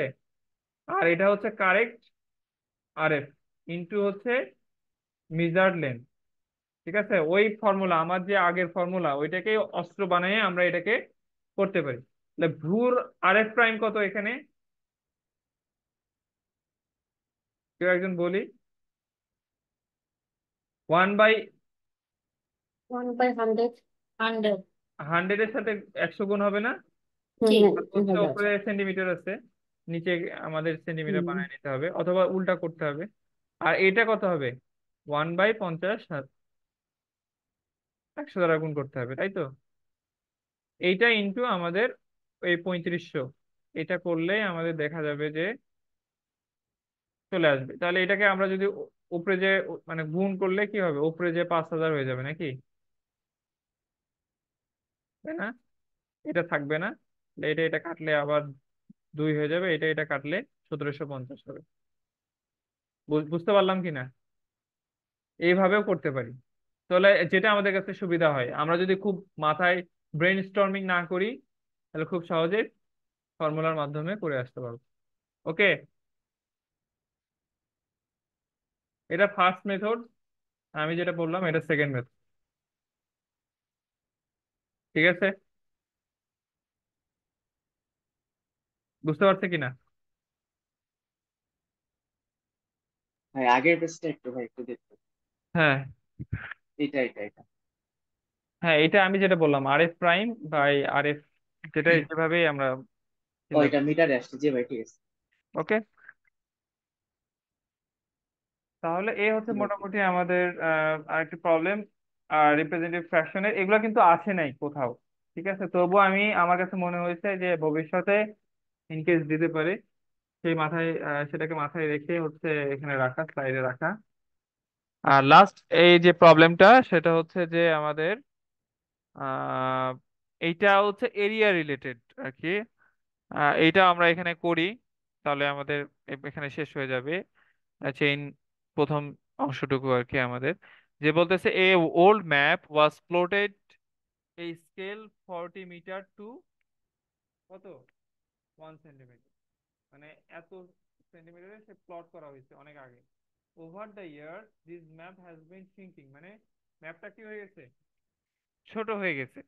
তারপর বলতেছে a line originally 20 centimetre long is only 19.5 centimetre at present. তার মানে ব্যাপারটা বোঝা গেছে কি, যে একটা ড্রয়িং করা হয়েছে, এই ড্রয়িংটার রিপ্রেজেন্টেটিভ কত দেয়া আছে ফ্র্যাকশন, যে 1 সেন্টিমিটার ইকুয়াল কত, 40 মিটার। ঠিক আছে? বলতেছে যে একটা লাইন আঁকানো ছিল, সেই লাইনটা অ্যাকচুয়ালি কত ছিল, মানে প্রথম অবস্থায়, মানে এইটা আমাদের ইনিশিয়াল অবস্থা, এটা হচ্ছে ধরলাম যে শ্রিঙ্ক হওয়ার পরে অবস্থা। তাহলে এইটা কত হয়েছে, এই 20 সেন্টিমিটার ছিল একটা লাইন, সেটা অ্যাকচুয়ালি শ্রিঙ্ক হওয়ার পরে, ড্রয়িংটা যখন শ্রিঙ্ক হয়ে গেছে, তখন এটা কত হয়েছে, 19.5 সেন্টিমিটার। বোঝা গেছে কথা? জি হ্যালো, ভাই। জি শুনতে ভাই। পাচ্ছেন? জি আচ্ছা। তাহলে এই ড্রয়িংটা যখন আঁকানো হয়েছে তখন 20 মিটার ছিল একটা লাইন, কিন্তু যখন শ্রিঙ্ক করে গেছে ড্রয়িংটা তখন হয়ে গেছে কত, 19.5। বলতেছে again the 20 metre chain was 5 centimetre too long if the present area of the map measured by a planimeter is এত, find the true area of the land surveyed। তারপরে বলছে এখানে আরেকটা টুইস্ট করে দিছে, যে যখন পরিমাপ করা হয়েছিল তখন যে চেইন দিয়ে পরিমাপ করা হয়েছিল সেই চেইনটা কত, 5 সেন্টিমিটার লং ছিল। এখন বলছে যে তুমি এখন ওই ল্যান্ডের ট্রু এরিয়া বের করো। প্রবলেমটা কিন্তু খুবই মজার, তাই কি না? বোঝা গেছে ব্যাপারটা? প্রবলেমটা আমরা বুঝতে পারছি।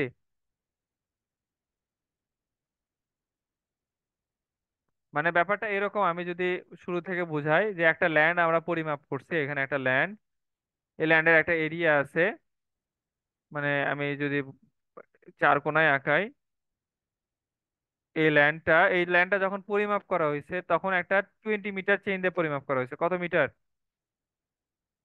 কিন্তু যখন পরিমাপ করা হয়েছে আসলে এই 20 মিটার ছিল না, তখন ছিল কত, 25 মিটার, 20.05 মিটার ছিল। ঠিক আছে, তাহলে আমরা কিন্তু ওই 20 মিটার ভেবে কিন্তু যে একটা এরিয়া কনসিডার করছি এবং সেই অনুযায়ী ম্যাপ আঁকাইছি। ঠিক আছে, বোঝা গেল কথা? সেই অনুযায়ী ম্যাপ আঁকাইছি এবং সেই ম্যাপটা এখন কি হয়েছে, শ্রিঙ্ক অবস্থায় শ্রিঙ্ক করে গেছে। এখন আমাদের কি করতে হবে, এরকম উল্টা দিকে যে এই প্রবলেমটাকে সলভ করতে হবে। প্রথমে আমরা আসবো যে অরিজিনাল অবস্থায়, শ্রিঙ্ক না থেকে অরিজিনাল অবস্থায় এটার এরিয়াটুকু কত সেটা আমরা বের করার চেষ্টা করবো আর কি। তাহলে আমরা যদি প্রথমে বলি যে আসলে এই যে আমরা ঐকিক নিয়মে যদি যাই, যে কোনো একটা 90 সেন্টিমিটার লং আছে বর্তমানে, তাই না, শ্রিঙ্ক অবস্থায়, তাই কি না? তাহলে এই 19.5 যদি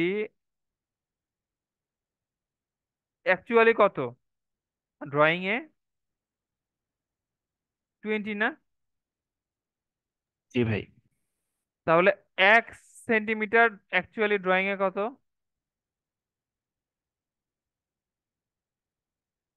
19.5। অর্থাৎ এটা শ্রিঙ্ক করা অবস্থায় 19.5, অরিজিনাল অবস্থায় কত, মানে অরিজিনাল যখন ড্রয়িংটা করছি সেই অবস্থায় কত, 20 সেন্টিমিটার। তাহলে যখন শ্রিঙ্ক অবস্থায় 1 সেন্টিমিটার সময় ড্রয়িং এর কত, এত না, 20 ডিভাইডেড বাই এত। এখন আমার যেহেতু এটা এরিয়া আমাকে বের করতে বলছে, তাহলে আমরা এরিয়ার ক্ষেত্রে কি করছিলাম, স্কোয়ার করছিলাম না? তাহলে 1 সেন্টিমিটার স্কোয়ার সমান কত হবে, ম্যাপের অরিজিনালি কত হবে, 20 ডিভাইডেড বাই 19.5, তার উপর হোল স্কোয়ার, ইজেন্ট ইট? বোঝা গেল?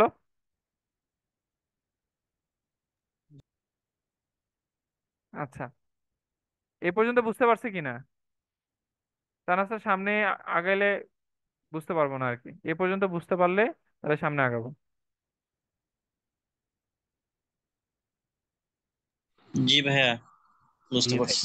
আচ্ছা, তাহলে এইটা যদি বুঝতে পারি 1 সেন্টিমিটার স্কোয়ার সমান আমরা কিন্তু বের করে নিলাম। এখন বলছে যে এই বর্তমান অর্থাৎ যখন সিঙ্ক করছে তখন একটা আমরা কি করছি, সিঙ্ক করা অবস্থায় যে ড্রয়িংটা আছে এই ড্রয়িং এর এরিয়াটুকু আমরা পরিমাপ করছি, সেটা পরিমাপ করে কত পাইছি, 125.50 সেন্টিমিটার স্কোয়ার। তাহলে আমরা যেহেতু বের করলাম যে সিঙ্ক করা অবস্থায় 1 সেন্টিমিটার স্কোয়ার সমান এত সেন্টিমিটার স্কোয়ার, তাহলে সিঙ্ক করা অবস্থায় যে পরিমাপটা করলাম এরিয়াটা, সেটা স্কোয়ার সমান অরিজিনালি ড্রয়িং এ কত, অরিজিনাল ড্রয়িং এ, তাহলে আমরা গুণ করলে কি হয়ে যাবে, পেয়ে যাব না? পাইলাম? জি ভাই। এ পর্যন্ত বুঝলাম কিনা এখন? অর্থাৎ আমরা একটা কারেকশন করতে সক্ষম হয়েছি, যে ড্রয়িংটা যখন আমরা করছিলাম অরিজিনাল অবস্থায়, সেইটা সিঙ্ক সিঙ্ক করা অবস্থায় যেটা ছিল সেখান থেকে অরিজিনাল অবস্থায় ড্রয়িং এর এরিয়াটুকু আমরা কারেক্ট করতে পারলাম। এই অবস্থায় আমরা কিন্তু কারেক্ট, ড্রয়িং করা অবস্থায় কারেক্ট অবস্থায় আছে এখন। ঠিক আছে, ব্যাপারটা বুঝতে পারলাম? উনি 132। কথা শুনতে পাই নাই, আরেকবার বললে ভালো হয়। এই 132টা ডিএল না এমএল এটা এখন বের করতে হবে না? এখন হ্যাঁ, রাইট। এখন এই 32টা আমাদের, আমরা তো ড্রয়িং এ এটা আঁকায় রাখছি, মানে ড্রয়িং এ, এখন ড্রয়িং এ আঁকায় রাখছি ভালো কথা, কিন্তু আমরা যখন সার্ভে করছি তখন এটা অ্যাকচুয়ালি মানে ট্রু চেইন যেটা ছিল সেটা দিয়ে সার্ভে হয় নাই। আর মানে অ্যাকচুয়ালি ওই চেইনটা ছিল 20.05, তাই না? বোঝা গেল কথা? আচ্ছা আচ্ছা। তাহলে 132টা এমএল। কথাগুলো ভেঙে ভেঙে আসছে, আমি শুনতে পারি না, আরেকবার বললে ভালো হয়। এই 132টা হচ্ছে এমএল। এই 32টা এমএল না, এটা এখন আমরা ড্রয়িং পেপারে আছি। ড্রয়িং পেপার থেকে কিন্তু আমাদের ফিল্ডে যাইতে হবে। তাহলে সেটার জন্য আমাদের কোথায়, এই যে আমাদের স্কেল দেয়া আছে, তাই না? 1 সেন্টিমিটার সমান কত? 40 মিটার, তাই না? তাহলে 1 সেন্টিমিটার স্কোয়ার সমান কত হবে? 40-এর উপর স্কোয়ার। তাহলে এত সেন্টিমিটার স্কোয়ার সমান কত হবে? এটার সাথে 40-এর উপর স্কোয়ার গুণ হবে। তাহলে আমরা ফিল্ডে যে মেজার্ড এরিয়া সেটা পাবো। বোঝা গেল কি কথা?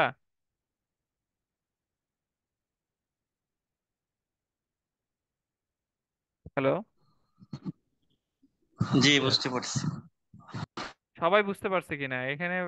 অনেকেই আছেন রেসপন্স না করলে কিন্তু এখন হয়তো বা বলতেছেন না, পরে কিন্তু আবার নিজে নিজে যখন বুঝতে যাবেন কিন্তু তখন না বুঝলে খুব খারাপ লাগবে আর কি। সবাই বুঝতে পারছি? জি ভাই। নাকি মানে যদি কেউ বলে যে আবার বুঝাইতে, তাহলে আমি আবার বুঝাবো আর কি। এ পর্যন্ত বোঝাটা ইম্পর্টেন্ট আর কি।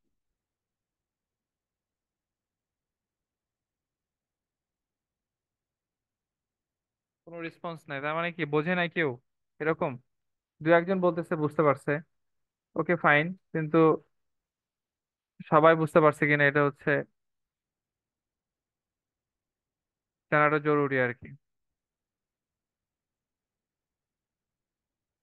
বুঝতে পারছি। আচ্ছা, আমি আরেকবার না হয় শুরু থেকে বোঝানোর চেষ্টা করি। প্রশ্নটা কি এটা আগে বোঝাটা ইম্পর্টেন্ট। প্রশ্ন বুঝলে প্রবলেম খুব সহজে করা যাবে। প্রশ্নটা এমন যে একটা ড্রয়িং আঁকাইছি আমি, এই ড্রয়িংটা কোনো একটা সার্ভে, মানে কোনো একটা জায়গা সার্ভে করে তারপরে এই ড্রয়িং এ আমরা ওই এরিয়াটুকু এখানে আঁকাইছি। তো যখন আঁকাইছি তখন এইখানে যে 1 সেন্টিমিটার সমান ও ড্রয়িং এ কত ধরছে, এখানে সরি এখানে 40 মিটার, ড্রয়িং এ কত ধরছে 1 সেন্টিমিটার সমান। এখানকার 40 মিটার সমান কি ড্রয়িং এ 1 সেন্টিমিটার ধরছে। আচ্ছা, এখন কথা কথা হচ্ছে যে এই ড্রয়িংটা কি হয়েছে, কিছুদিন রাখে দেওয়ার পরে কি হয়েছে, যে এটা সংকুচিত হয়ে গেছে। সংকুচিত হয়ে এখানে যে 20 সেন্টিমিটার ছিল সেটা এখানে কত হয়ে গেছে, 19.5 হয়ে গেছে। ঠিক আছে। আরেকটা কথা বলছে যে আমরা যে এখানে সার্ভে করছি, এই সার্ভেটা আসলে ভুল চেইন দিয়ে করছি। সেটা হচ্ছে 20 মিটার না, 20.05 মিটার। এই হচ্ছে আমাদের প্রশ্নের ইনফরমেশন। তো আমাকে বলছে যে তাহলে যেহেতু ভুল চেইন দিয়ে করছি, তাহলে আমাদের ওখানকার ট্রু এরিয়া কত, আমরা যে সার্ভে করছি সেখানকার ট্রু এরিয়া কত। তাহলে আমাদের মানে প্রেজেন্ট অবস্থা থেকে যাইতে হবে, প্রেজেন্ট অবস্থা থেকে পূর্বের দিকে যাইতে হবে। প্রেজেন্ট অবস্থা হচ্ছে যে ম্যাপটা হচ্ছে সংকুচিত হয়েছে। কতটুকু সংকুচিত হয়েছে? 20 না, মানে 20 থেকে 19.5 হয়েছে, অর্থাৎ 19.5 হচ্ছে প্রেজেন্ট কিন্তু আসলে ছিল কত? 20 সেন্টিমিটার। তাহলে এখনকার 1 সেন্টিমিটার সমান কত? অরিজিনালি 20 ÷ 19.5। তাহলে এখনকার 1 সেন্টিমিটার স্কোয়ার যদি বলি, তাহলে সেন্টিমিটার স্কোয়ার করলে এটার উপর স্কোয়ার হবে, তাহলে এরিয়া পেয়ে গেলাম। এখন বলছে যে এই যে এই অবস্থায় মানে আমাদের সংকুচিত অবস্থায় কি করা হয়েছে, এই ল্যান্ডের এরিয়াটুকু পরিমাপ করে পাওয়া গেছে present area of the map is measured by planimeter is এত। তাহলে এত সেন্টিমিটার স্কোয়ার সমান আমাদের অরিজিনালি ড্রয়িং এর কত এরিয়া, মানে এইটার এরিয়া পেয়ে যাবো এখানকার।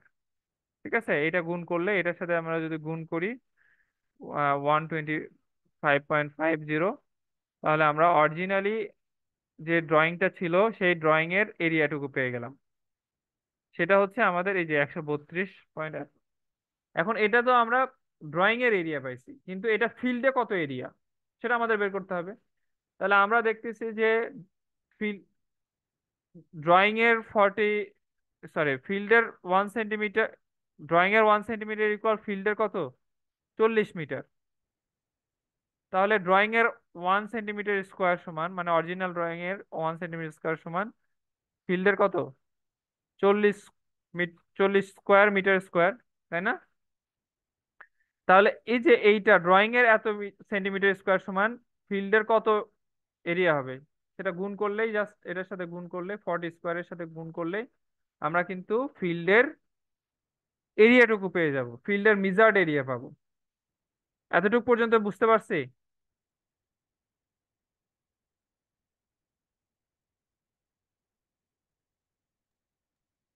জি জি ভাইয়া। ভাই। আচ্ছা, তাহলে এতটুকু পর্যন্ত যদি বুঝতে পারি ফিল্ডের মিজার্ড এরিয়া পেয়ে গেছি, তো আমরা ওই আগের ফর্মুলা জানি যে ট্রু এরিয়া ইকুয়াল আমাদের এল প্রাইম ডিভাইডেড বাই এল, এরিয়ার ক্ষেত্রে আমরা জানি স্কোয়ার করতে হয় ইন্টু মিজার্ড এরিয়া। তাহলে আমরা মিজার্ড এরিয়াটা ওই যে আমি বললাম যে কত, ওইটার সাথে এই যে 40-এর উপর স্কোয়ার ইন্টু হচ্ছে 132. এটা গুণ করে আমরা এটা মিজার্ড এরিয়া পাইছি। তাহলে এই যে এল প্রাইম বাই এল, এটার উপর whole square into measured area equal true area. বোঝা গেল কথা? এই হচ্ছে প্রবলেম। তাহলে এই হচ্ছে মোটামুটি আমাদের ফার্স্ট চ্যাপ্টার, যে সেই চ্যাপ্টারটা শেষ হলো আর কি। তাহলে এখান থেকে আমরা বললাম যে অ্যাকচুয়ালি প্রথম যে প্রবলেম গুলো করছি সেইগুলা এই চেন কারেকশন এর লেন্থে, যেগুলো এখান থেকে বেশি কোশ্চেন আসছিল এর আগে। বাকি যে আমরা রিপ্রেজেন্টেটিভ ফ্র্যাকশন পড়লাম বা টেপ কারেকশন পড়লাম, এগুলা বাড়তি পড়লাম আর কি। ঠিক আছে, সবার কি মাথা জি ভাই। ফ্রেশ ফ্রেশ আছে এখনো?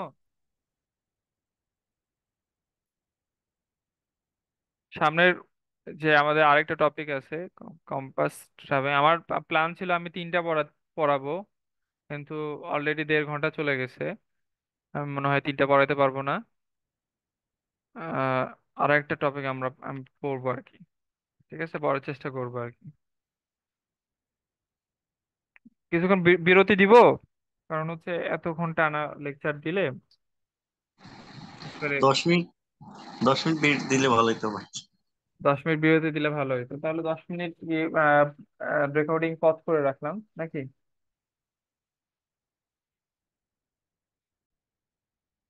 ওকে, আমি শুরু করলাম। এটা হচ্ছে আমরা যে সেকেন্ড যে টপিকটা, সেটা হচ্ছে কম্পাস ট্রাভার্সিং রিলেটেড। তো আমরা এইখানে খুব শর্টলি এগুলা বলবো। ট্রু মেরিডিয়ান হচ্ছে যে আমরা কোনো একটা, আমরা জানি যে যে আমাদের জিওগ্রাফিক যে ইয়ে আছে, এটাকে আমরা দুইটা ভাগে ভাগ করি, একটা নর্থ পোল একটা সাউথ পোল। এই নর্থ পোল এবং সাউথ পোল দিয়ে একটা ইমাজিনারি লাইন যদি আমরা কনসিডার করি, এটাকে আমরা ট্রু মেরিডিয়ান বলি। এরপরে হচ্ছে ম্যাগনেটিক মেরিডিয়ান, হচ্ছে যে আমরা কোনো একটা ম্যাগনেটিক নিডল যদি রাখি আহ, ওই নর্থ পোল এবং সাউথ পোলের দিকে করে রাখি, তাহলে এটা আসলে নর্থ পোল একবারে এক্সাক্ট নর্থ পোল আর সাউথ পোলে থাকে না, কিছুটা কি হয় ইনক্লাইন থাকে।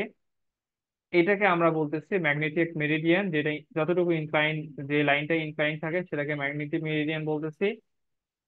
আমি যদি এটা স্পষ্ট ফিগারে দেখাই, এই যে এটা আমাদের জিওগ্রাফিক নর্থ বা ট্রু মেরিডিয়ান, এটা এই লাইনটা। আর এইটা হচ্ছে ম্যাগনেটিক নর্থ, অর্থাৎ কোনো একটা চুম্বক বা কোনো একটা ম্যাগনেট যদি আমরা রাখি, এটা নর্থ যেদিকে দেখাবে সেইটা হচ্ছে আমরা ম্যাগনেটিক নর্থ। আর এটাকে আমরা বলতেছি ম্যাগনেটিক মেরিডিয়ান, ঠিক আছে, এই লাইনটাকে। এখন আমরা আসতেছি যে কোনো একটা লাইনের যদি আমরা বিয়ারিং জানতে চাই, তাহলে সেক্ষেত্রে সে বিয়ারিংটা কত, কোনো একটা লাইনের বিয়ারিং কত। যদি আমরা এটা একটা লাইন ধরি, এ বি একটা লাইন ধরি, সেই লাইনের বিয়ারিং দুইটা পাবো, যেহেতু আমাদের দুই ধরনের নর্থ আছে, একটা হচ্ছে ট্রু মেরিডিয়ান এবং আরেকটা হচ্ছে ম্যাগনেটিক মেরিডিয়ান। তাহলে ট্রু মেরিডিয়ানের রেসপেক্টিভে ওই লাইনের যে বিয়ারিং হবে, এটাকে আমরা বলতেছি ট্রু বিয়ারিং। আর ম্যাগনেটিক নর্থের সাপেক্ষে বা ম্যাগনেটিক মেরিডিয়ানের সাপেক্ষে যে বিয়ারিং হবে, সেটাকে আমরা বলতেছি ম্যাগনেটিক বিয়ারিং। আর আমরা এটা ঘড়ির কাঁটার দিকে নিব। কোন দিকে নিব? ঘড়ির কাঁটার দিকে, ঠিক আছে। যেমন আমরা এবি না থেকে যদি এইরকম থাকতো কোনো একটা এই লাইন, বিটা যে আঁকানো হয়েছে, এই এটা যদি এবি এই এইদিকে হতো, জি, এবিটা হচ্ছে কোনো একটা লাইন, মানে যে লাইনের আমরা বিয়ারিং বের করতে চাচ্ছি সেই লাইনটা।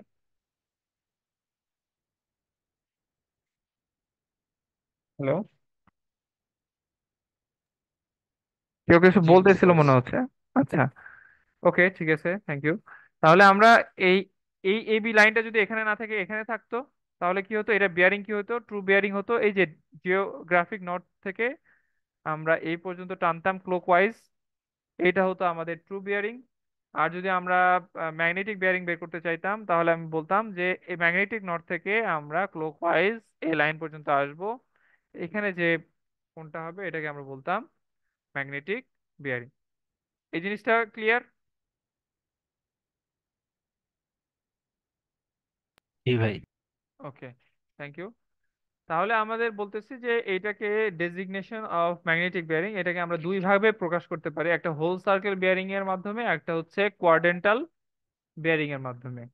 তাহলে হোল সার্কেল বিয়ারিং বা কোয়াড্রেন্টাল বিয়ারিং যেটা, এটাকে যদি আমরা আলাদাভাবে আহ, দেখতে চাই, তাহলে হচ্ছে যেটা এর আগে বোঝাইলাম যে এবি, এটা যদি একটা এবি হয়, তাহলে এইটার আমরা হোল সার্কেল বিয়ারিং কি হবে? Whole circle bearing of AB, এইটা আমাদের নর্থ। তাহলে এই কোণটা এই পর্যন্ত ক্লকওয়াইজ কোণ আসবো, সেটাকে আমরা বলতেছি whole circle bearing of AB. ঠিক একইভাবে আমরা যদি সেকেন্ড কোয়াড্রেন্টে থাকি, তাহলে এইটা একবারে শুরু থেকে নর্থ থেকে এই পর্যন্ত আসতে, এই নর্থটা ম্যাগনেটিক হতে পারে, ট্রুও হতে পারে, ঠিক আছে। এটা ডিপেন্ড করবে আমার কোনটা আছে সেটার উপরে। তো যাই হোক, এটা যদি থার্ড কোয়াড্রেন্টে থাকে একবারে শুরু থেকে শেষ পর্যন্ত, মানে এটাকে আমরা বলতেছি হোল সার্কেল, অর্থাৎ এইটা আমাদের আহ 0 থেকে 360 ডিগ্রি এর মধ্যে হবে এই হোল সার্কেল বিয়ারিং এর আর কি। তো এটা চারটা কোয়াড্রেন্টে চারটা লাইন দেখায় বলা হয়েছে θ1, θ2 এবং θ4, এটা দেখানো হয়েছে আর কি। এটাকে আমরা বলতেছি হোল সার্কেল বিয়ারিং। কিন্তু আমরা যদি ম্যাগনেটিক কোয়াড্রেন্টাল বিয়ারিং এ যাই, তাহলে এইটা ডিপেন্ড করে যে আমাদের ফার্স্ট কোয়াড্রেন্ট এবং সেকেন্ড কোয়াড্রেন্টে যদি থাকে, তাহলে সেক্ষেত্রে আমরা ক্লকওয়াইজ যাব। আর যদি থার্ড কোয়াড্রেন্ট এবং ফোর্থ কোয়াড্রেন্টে থাকে, তাহলে সেক্ষেত্রে অ্যান্টি ক্লকওয়াইজ যাব। এখন এটা কিভাবে বুঝবো? আসলে এটা মেইন কনসেপ্ট হচ্ছে যেটা থেকে কাছে, এই নর্থ থেকে, এই নর্থ থেকে, নর্থ পোল থেকে যেটা, যে লাইন যেদিকে কাছে হবে সেটাই আমার বিয়ারিং ধরতে হবে। যদি এই নর্থ থেকে আমরা চাইলে কাউন্টার ক্লকওয়াইজে আসতে পারতাম, কিন্তু কোনটা ছোট, যেটা ছোট সেটাই আমার অ্যাকচুয়ালি কোয়াড্রেন্টাল বিয়ারিং। বোঝা গেল কথা?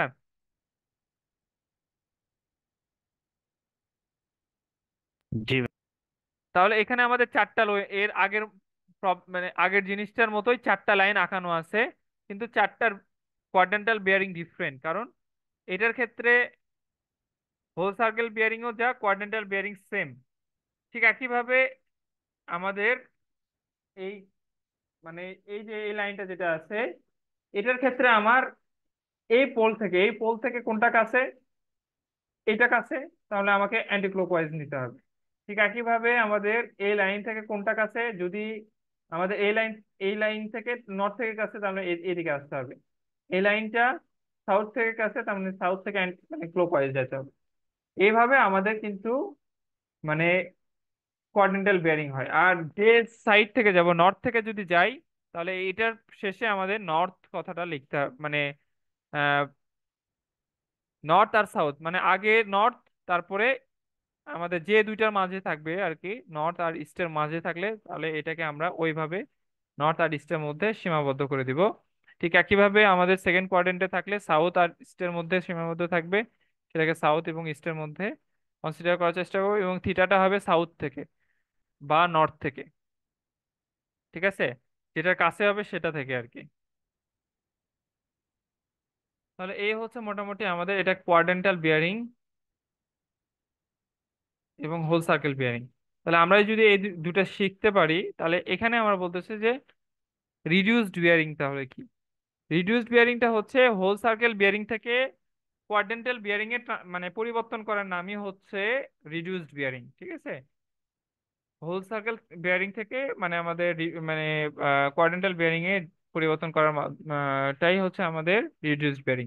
তাহলে আমাদের মানে হোল সার্কেল বিয়ারিংটা যদি 0 থেকে 90 ডিগ্রির মধ্যে হয়, তাহলে রিডিউসড বিয়ারিং বা কোয়াড্রেন্টাল বিয়ারিং ইকুয়াল কি ডাব্লিউসিবি যা হবে এইটাও সেম হবে।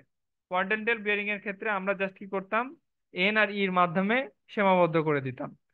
আর এই যে আমাদের 90 থেকে 80 ডিগ্রির মধ্যে হলে আমরা কি করব, এই টোটাল 180 থেকে আমরা কি করব, এতটুকু বাদ দিব।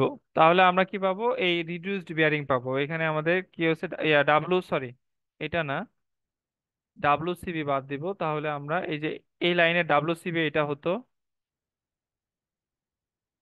আর এইটা আমাদের 180 ডিগ্রি। তাহলে এটা আমরা কি পাবো, কোয়াড্রেন্টাল বিয়ারিং পাবো বা রিডিউসড বিয়ারিং। ঠিক আছে, রিডিউসড বিয়ারিং বা কোয়াড্রেন্টাল বিয়ারিং সেম আর কি। তো এখানে যেটা দেখানো হয়েছে যে ডাব্লুসিবি থেকে রিডিউসড বিয়ারিং বা কোয়াড্রেন্টাল বিয়ারিং এ আমরা কিভাবে যাইতে পারবো, সেটা 180 থেকে 270-এর মধ্যে থাকলে আমরা যেটা করব যে ডাব্লুসিবি -180 করতে হবে, কারণ এখানে থার্ড কোয়াড্রেন্টে যখন থাকবে তখন আমাদের ডাব্লুসিবিটা হচ্ছে এখান থেকে শুরু করে এ পর্যন্ত ডাব্লুসিবি হোল সার্কেল বিয়ারিং। তাহলে এখান থেকে যদি আমরা 180 বাদ দিই, তাহলে ডিফারেন্স থাকবে এতটুকু। তাহলে এইটাই আমাদের কিন্তু রিডিউসড বিয়ারিং বা কোয়াড্রেন্টাল বিয়ারিং হবে, যদি এটাকে সাউথ আর ওয়েস্টের মাধ্যমে সীমাবদ্ধ করি, তাহলে এটাকে কোয়াড্রেন্টাল বিয়ারিং বলতে পারবো। তাহলে এই হচ্ছে মোটামুটি ডাব্লুসিবি, রিডিউসড বিয়ারিং বা কোয়াড্রেন্টাল বিয়ারিং এর কথাবার্তা। তো এই রিলেটেড প্রবলেম আছে, তো এই প্রবলেম গুলো আসে নাই কোনো জায়গায়, কিন্তু দিয়ে রাখছি হচ্ছে অনেক সময় থাকতে পারে আর কি। তো এখানে বলছে যে ডাব্লুসিবি অফ এবি এত ডিগ্রি দেয়া আছে, এখন বলতেছে যে কোয়াড্রেন্টাল বিয়ারিং এ তুমি কনভার্ট করো। তাহলে আমরা যদি কোয়াড্রেন্টাল বিয়ারিং এ কনভার্ট করতে চাই, তাহলে এটা আমাদের দেখতে হবে যে 0 থেকে 90 ডিগ্রির মধ্যে আছে কিনা, তাই না? তাহলে 0 থেকে 90 ডিগ্রির মধ্যে আছে, 0 থেকে 90 ডিগ্রির মধ্যে থাকলে এই রিডিউস বিয়ারিং বা কোয়াড্রেন্টাল বিয়ারিং ইকুয়াল কি ডাব্লুসিবি যেটা আছে সেটাই, তাই না? তাহলে জাস্ট এটাকে কি করতে হবে, আমাদের একটা দিকের মাধ্যমে সীমাবদ্ধ করে দিতে হবে। সেটা কি রকম, যে আমাদের এটা নর্থ আর ইস্টের মধ্যে আছে। ঠিক আছে, নর্থ আর ইস্টের মধ্যে আছে, যেহেতু এটা আমাদের 0 থেকে 90 ডিগ্রির মধ্যে আছে। তারপর এটা আছে কি 180, মানে 90 থেকে 180-র মধ্যে আছে। তাহলে অর্থাৎ সেকেন্ড কোয়াড্রেন্টে আছে, তাহলে সেকেন্ড কোয়াড্রেন্টে থাকলে আমরা জানি যে 180 থেকে হোল সার্কেল বিয়ারিং বাদ দিতে হবে। তাহলে এটাকে এই যে 180 থেকে এই অ্যামাউন্টটা যদি বাদ দিই, তাহলে যে মানটা থাকবে সেটাকে আমরা কি করব, সাউথ আর ইস্টের মাধ্যমে সীমাবদ্ধ করে দিলে আমরা কিন্তু কোয়াড্রেন্টাল বিয়ারিং পেয়ে যাব। ঠিক একইভাবে আমরা অন্যান্য গুলাও যেগুলো আছে, যে এটাকে আমরা আহ এইটা থেকে 180 বাদ দিব তাহলে পেয়ে যাব, আর এটাকে আমরা 360 থেকে বাদ দিব তাহলে পেয়ে যাব। এই প্রবলেম গুলা কি খুব কঠিন মনে হচ্ছে? এগুলো তো পারবো ইনশাল্লাহ, তাই না? জি ভাই। জি ভাইয়া। তাহলে এগুলো আমরা খুব সহজে পারবো, কারণ এটা আসলে আমরা কোয়াড্রেন্টালের প্রবলেম করে আসছি, বা জ্যামিতিক জ্ঞান থাকলেও এগুলো খুব সহজে করা যাবে আর কি। তো এগুলা আমি আর করতেছি না। এরপরে ইম্পর্টেন্ট যে বিষয়টা সেটা হচ্ছে যে ফোর বিয়ারিং আর ব্যাক বিয়ারিং। ফোর বিয়ারিং কি আর ব্যাক বিয়ারিং কি? ফোর বিয়ারিংটা হচ্ছে যে আমরা যদি এটা এটা একটা কোনো লাইন থাকে, এটা একটা কোনো লাইন, এই লাইনের শুরুতেও যদি আমরা কি করি, একটা north pole south pole consider করি, তাহলে ব্যাপারটা এরকম দাঁড়াচ্ছে আর কি। যদি একটু এইভাবে আঁকাই, এটা আমাদের, এটা আঁকাচ্ছি না কারণ আছে এই দিকটা আমি আঁকাই। এইদিকে আমাদের আছে হচ্ছে ওয়েস্ট, আর এদিকে ইস্ট। তাহলে এই যে এই লাইনটা কিন্তু আমাদের, এখানে আমাদের কি একটা বেয়ারিং পাওয়া পসিবল না? নর্থ থেকে আমরা এই লাইনের বেয়ারিং কত পাবো? এটা পাবো, তাই না? আচ্ছা, তাহলে এই বেয়ারিংটাকে আমরা ফোর বেয়ারিং কখন বলবো? যে দিক থেকে সার্ভে করা শুরু করব, কোন দিক থেকে? আমরা যদি এ পয়েন্ট থেকে এই বি পয়েন্টের দিকে সার্ভে করি, তাহলে এ পয়েন্টে শুরু করছি যেহেতু, তাহলে এই পয়েন্টে আমরা যদি এই লাইনের বেয়ারিং বের করি, এটাকে আমরা বলবো ফোর বেয়ারিং। কি বলবো? Four bearing. বোঝা গেল কথা? অর্থাৎ যেখান থেকে সার্ভে শুরু হবে সেদিকে কি হবে? Four bearing. আর আমরা যদি এখানে নর্থ পোল আর সাউথ পোল আঁকাই, তাহলে এই লাইনের বেয়ারিং কোনটা হবে? ডাব্লিউসিবি হবে কি? এই নর্থ থেকে শুরু করে এই পর্যন্ত না? বোঝা গেল কিনা?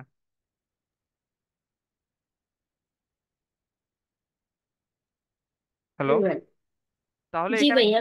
তাহলে এখানে আমরা কিন্তু ফোর বিয়ারিংটা হচ্ছে যেখানে শুরু করছি সেখানে কোন একটা লাইনের বিয়ারিং হচ্ছে যে আমরা নর্থ থেকে কি ওই লাইন পর্যন্ত যে কোনটা তৈরি হবে সেটা। তাহলে এটা হচ্ছে ফোর বিয়ারিং। আর এই যে এখানে যেটা আমাদের, আমাদের সার্ভের শেষ প্রান্ত যেটা, তাহলে ওই সেম নর্থ থেকে যদি ওই লাইন পর্যন্তই আসি, তাহলে এই লাইনের এটা কি পাবো? ব্যাক বিয়ারিং পাবো। কি পাবো? এটা ব্যাক বিয়ারিং পাবো। আমি যদি উল্টা কাজ করতাম, সার্ভেটা যদি এই দিক থেকে শুরু করতাম, তাহলে কি হতো? এইখানে ফোর বিয়ারিং কোনটা হতো? এইটাই ফোর বিয়ারিং হতো, তাই না? নর্থ থেকে শুরু করে কি এই পর্যন্ত যেটা আসতাম, সেটা কি হতো আমার? Four bearing. করবে আর এটা হতো কি? Back bearing. ব্যাক তাহলে বেয়ারিং। আমরা সার্ভেটা কোথা থেকে শুরু করতেছি এটার উপর বেসিক্যালি ডিপেন্ড করতেছে কি ফোর ফোর বিয়ারিং কি হবে আর ব্যাক বিয়ারিং কি হবে। ক্লিয়ার সবাই? বুঝতে পারি নাই, আরেকবার। এই যে যখন এটা হচ্ছে আমার প্রথমটা ফোর বেয়ারিং বুঝলাম, হ্যাঁ, পরেরটা নর্থ থেকে নিলে কেন ব্যাক বেয়ারিং হচ্ছে? পরেরটা বলতে মানে বি পয়েন্টের কথা বলতেছি, প্রথমটা বুঝলাম দিয়ে, যে এখান থেকে হ্যাঁ, শুরু। একটা লাইনের তো আমরা কি এই একটা লাইনের শুরুতে যদি আমরা কি নর্থ আর সাউথ কল্পনা করি, তাহলে এখানে তো একটা এই লাইনের কি একটা কি পাবো? বিয়ারিং পাবো। এখন এল, যেহেতু এ পয়েন্ট থেকে আমরা সার্ভে করা শুরু করছি, তাহলে এইটাকে আমরা বলতেছি fore bearing. B prime, B পয়েন্টটা আমাদের কি শেষ প্রান্ত, এই প্রান্তেও যদি আমরা কি করি নর্থ আর সাউথ কল্পনা করি, তাহলে এই লাইনটা অ্যাকচুয়ালি কোন কোয়াড্রেন্টে আছে? থার্ড কোয়াড্রেন্টে। তাহলে এটার বিয়ারিং অ্যাকচুয়ালি কি? বিয়ারিং বলতে আমি বলছি যে নর্থ থেকে শুরু করে কি ওই লাইন পর্যন্ত যে অ্যাঙ্গেল তৈরি করবে সেটা, তাই না? হ্যাঁ ঠিক হোল আছে। সার্কেল বিয়ারিং এ। তাহলে এখানে এই বিয়ারিংটাকে আমরা বলতেছি ব্যাক বিয়ারিং অফ এবি। কারণ আমরা কি এইটা সার্ভে সার্ভে আমরা যে এ বি লাইনটা সার্ভে করছি, এটা বি পয়েন্টটা হচ্ছে শেষ প্রান্ত। এই জন্য ওই ওই বি প্রান্তে যে বেয়ারিং তৈরি হচ্ছে এটাকে আমরা বলতেছি ব্যাক বেয়ারিং। ঠিক একইভাবে যদি আমরা কি করতাম, ঠিক উল্টা কাজটা করতাম, যে বি পয়েন্ট থেকে যদি সার্ভে শুরু করতো, অর্থাৎ লাইনটাকে আমরা যদি এইভাবে ডিফাইন করতাম বি এ লাইন, লাইনটা কি হতো তখন? যেহেতু বি পয়েন্ট থেকে শুরু হচ্ছে, তাহলে লাইনটাকে আমরা কি বলতাম? B A. তাহলে বি পয়েন্টে আমাদের শুরু করতেছি, তাহলে এখানে আমাদের বিয়ারিংটা কত হবে? এই নর্থ থেকে শুরু করে এই লাইন পর্যন্ত যে অ্যাঙ্গেলটা তৈরি হবে সেটাকে আমরা বলতেছি কি? Four bearing of BA. কি বলতেছি? Fore bearing of B A. ঠিক একইভাবে এ পয়েন্ট তখন শেষ প্রান্ত, তাহলে এ পয়েন্টে আমাদের যে বিয়ারিং তৈরি হচ্ছে এটাকে আমরা বলতেছি ব্যাক বিয়ারিং অফ বি এ। অর্থাৎ বি পয়েন্টটাকে আমরা যখন শুরুতে ধরবো তখন এই কোণটা হবে ব্যাক বিয়ারিং অফ, এই জন্যই লেখছে fore bearing of A B, অথবা এটাকে আমরা বলতেছি ব্যাক বিয়ারিং অফ বি এ।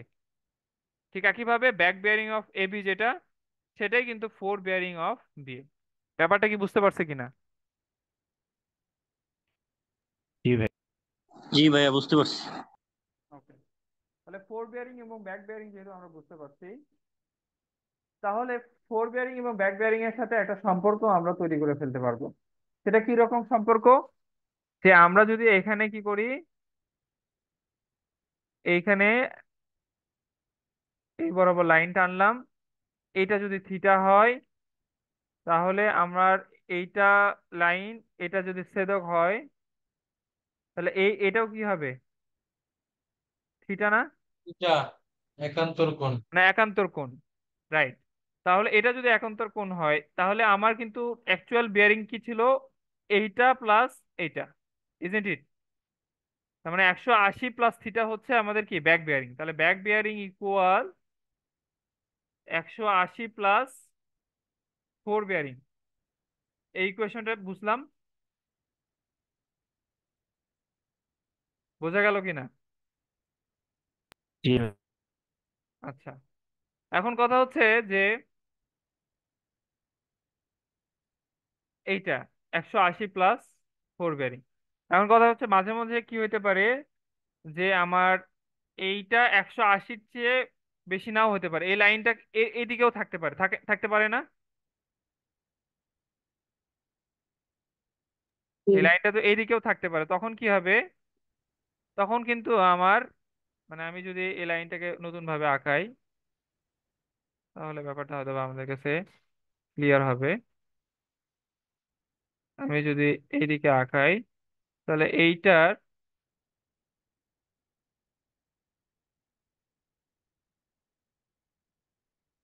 তখন এখানে আমাদের থিটা কোনটা, এইটা, তাই না?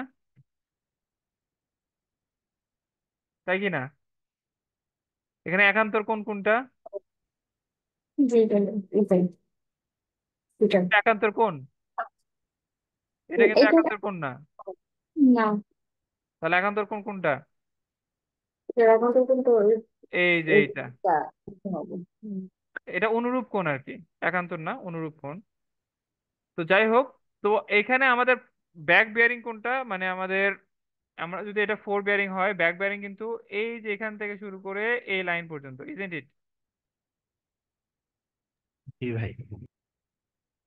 ঠিক আছে, তাহলে আমরা এখানে একান্তর কোণ, এখানে একান্তর কোণ যদি আমরা ধরি তাহলে একান্তর কোণ হচ্ছে এই যে, আমি যদি এটা একটু বাড়াই, এটা হচ্ছে একান্তর কোণ, তাই কিনা? এইটা আর এটা একান্তর কোণ না, ছেদকের জি ভাই। বিপরীত পাশে কোণ দ্বয়কে আমরা বলতেছি একান্তর কোণ। এইটা আর এটা তো সমান, তাহলে এই যে টোটালটা থেকে আমি যদি 180 বাদ দিই, কতটুকু বাদ দিই, 180 বাদ দিই, তাহলে আমরা পাচ্ছি কিনা এই থিটা ফোর বেয়ারিং পাচ্ছি কিনা? তাহলে অনেক জি সময় এরকম হতে পারে যে four bearing back, sorry, back bearing equal কি হচ্ছে, back bearing equal four, sorry, four bearing equal, four bearing equal না, বা ব্যাক বিয়ারিং সমান আমরা কি লিখতে পারি, 180 প্লাস, ওটা তো আমি বুঝাইলাম, বা 180 প্লাস থিটাই তো হচ্ছে। আচ্ছা, তাহলে অন্যভাবে নিতে হবে আমাকে, অন্যভাবে কিভাবে নেওয়া যায়, যেখানে আমাদের থিটাটা মানে 180-র চেয়ে কম হবে, সেভাবে নিলে। আচ্ছা যাই হোক, এখানে আমি দুইটা পোর্শন বলে রাখতেছি আর কি, যদি ফোর বিয়ারিংটা, আচ্ছা ফোর বিয়ারিংটা লেস দেন 180 হয় তাহলে তো, আচ্ছা ফোর বিয়ারিংটা আমরা যদি এইভাবে আঁকাই, ফোর বিয়ারিং, আচ্ছা এই এই দিকে ফোর, আচ্ছা এইটা আমি দিলাম যে এটা এ, এইটা বি হলো, তাহলে সেক্ষেত্রে আমাদের এখানে সুবিধা হবে। তাহলে এখানে আমি বোঝাতে ক্ষেত্রে এখানে আমাদের ফোর বিয়ারিং কোনটা হচ্ছে, এখান থেকে এইটুকু 180-র চেয়ে বেশি, তাই না? আমি জাস্ট ইকুয়েশনটা বোঝানোর জন্য 80 থেকে বেশি। টুকু লাগাচ্ছি। আর এইটা হচ্ছে আমাদের ব্যাক বিয়ারিং, তাই কি না? জি ঠিক ভাই। আছে। তাহলে ব্যাক বিয়ারিং সমান হচ্ছে আমরা লিখতে পারি 100, আমরা ফোর বিয়ারিং মাইনাস 180। এই কথাটা কি লেখা যায় কিনা এখান থেকে? এই যে এটা ব্যাক বিয়ারিং, তাহলে এটা আমাদের ফোর বিয়ারিং, ফোর বিয়ারিং থেকে 180 বাদ দিলে আমরা এই যে এটা হুম, পাবো, ঠিক আছে। এটা ব্যাক বিয়ারিং। ঠিক আছে। তাহলে ব্যাপারটা এরকম দাঁড়াচ্ছে, অনেক ক্ষেত্রে কি হচ্ছে 180 আমার যোগ করতে হচ্ছে, অনেক ক্ষেত্রে কি হচ্ছে 180 বিয়োগ করতে হচ্ছে। এটা ডিপেন্ড করবে কিসের উপরে, যে ফোর বিয়ারিংটা 180-র চেয়ে ছোট না বড়। 180-র চেয়ে ছোট হইলে সেক্ষেত্রে আমাদের প্লাস হবে, আর 180-র চেয়ে বড় হইলে কি হবে, নেগেটিভ হবে। বোঝা গেল কথা? ব্যাক বিয়ারিং এবং ফোর বিয়ারিং এর মধ্যে সম্পর্ক। আর এইটা দরকার হবে না যদি আমি প্র্যাকটিক্যালি এখানে বুঝতে পারি, মানে একান্তর কোণ, অনুরূপ কোণ, এগুলো যদি কনসেপ্ট ক্লিয়ার থাকে তাহলে আমার আসলে ওই ফর্মুলার প্রয়োজন হবে না। ওকে। তবে অনেক ক্ষেত্রে ফর্মুলা কাজে দেয় আর কি, অত ভাবার চেয়ে ফর্মুলা আঁকতে সময় বাঁচে আর কি, এই জন্য এটা করা। এটা বুঝতে পারলাম কিনা? জি ভাই। আচ্ছা, এটা যদি বুঝতে পারি, এটা আমরা বললাম ডাব্লিউসিবির ক্ষেত্রে এই ধরনের কম্পারিজন দেখালাম। In case of quadrantal bearing system এটা কি হবে?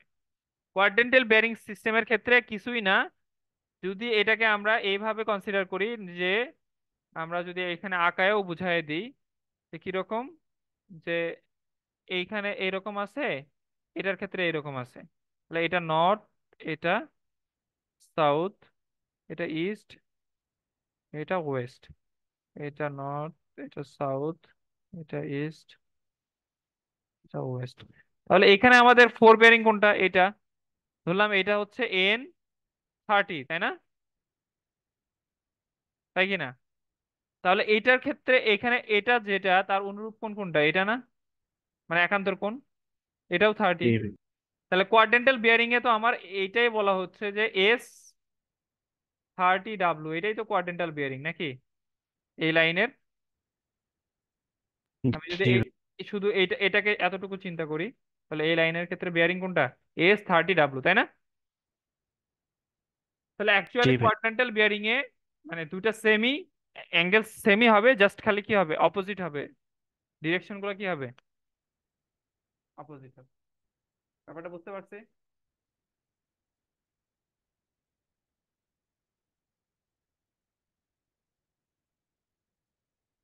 বুঝতে পারছে কিনা? জি ভাই। ওকে।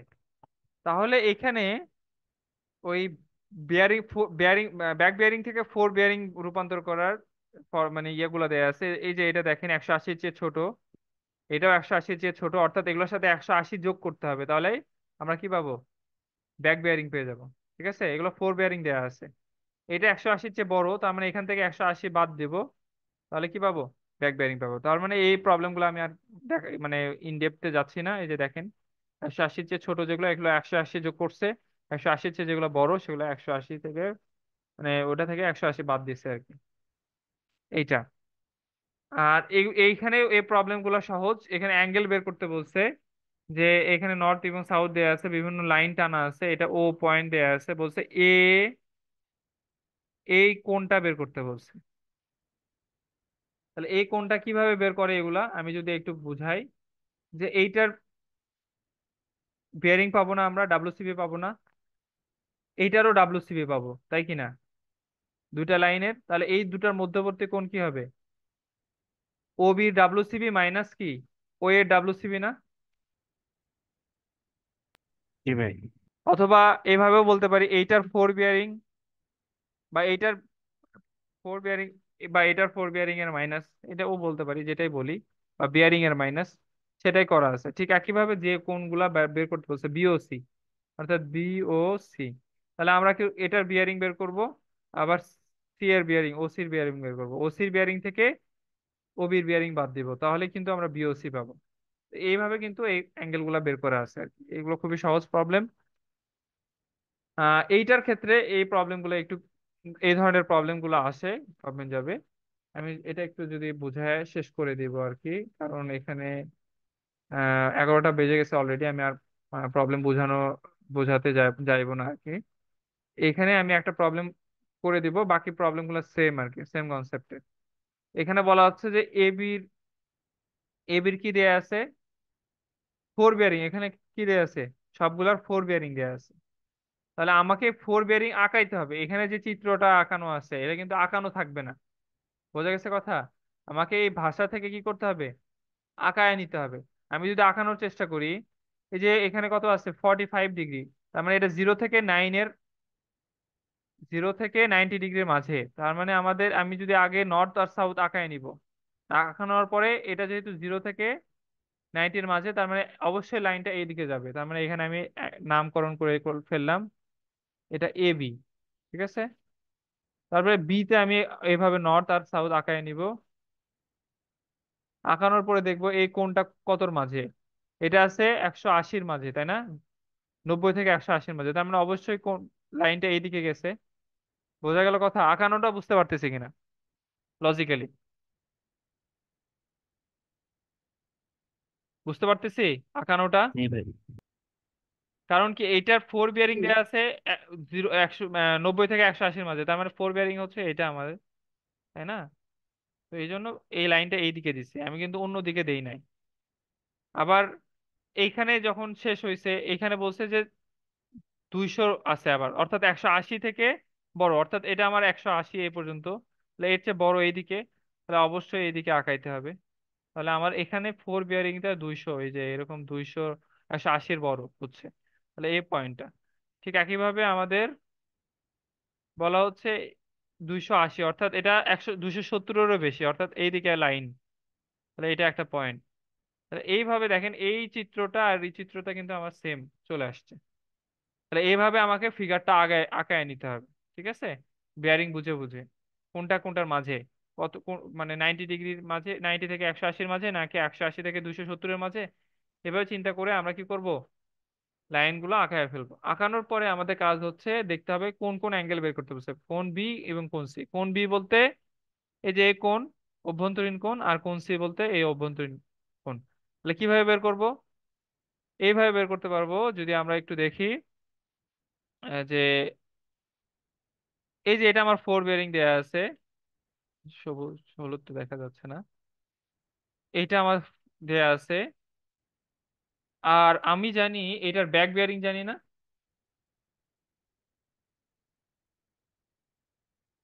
এবির ব্যাক বিয়ারিং জানি কিনা?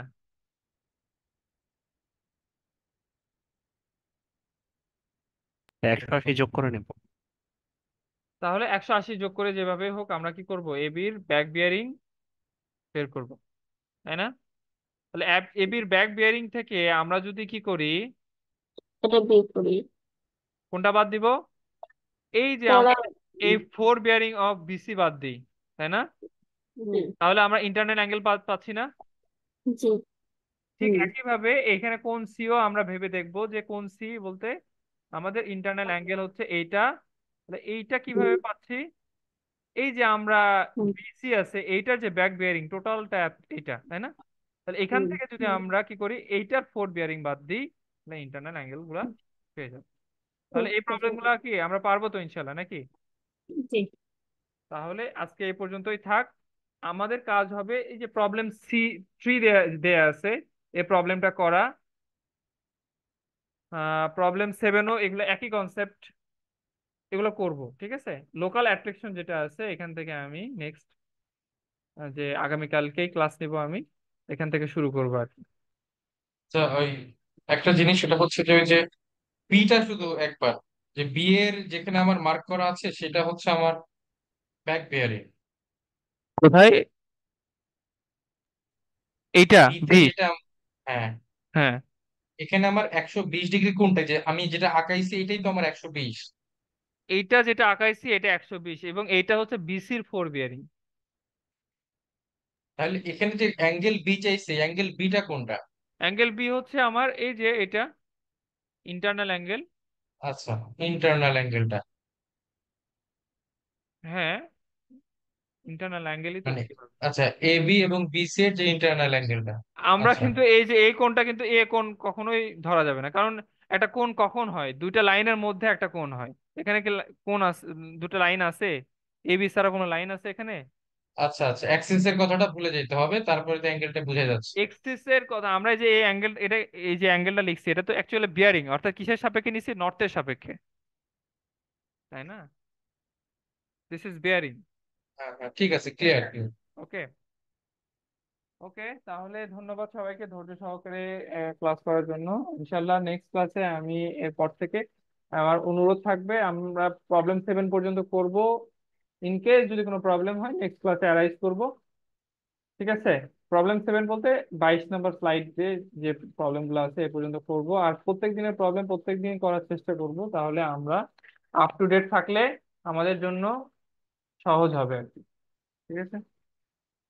সবাই ভালো থাকবেন, সুস্থ থাকবেন, আজকে পর্যন্ত। আসসালামু আলাইকুম।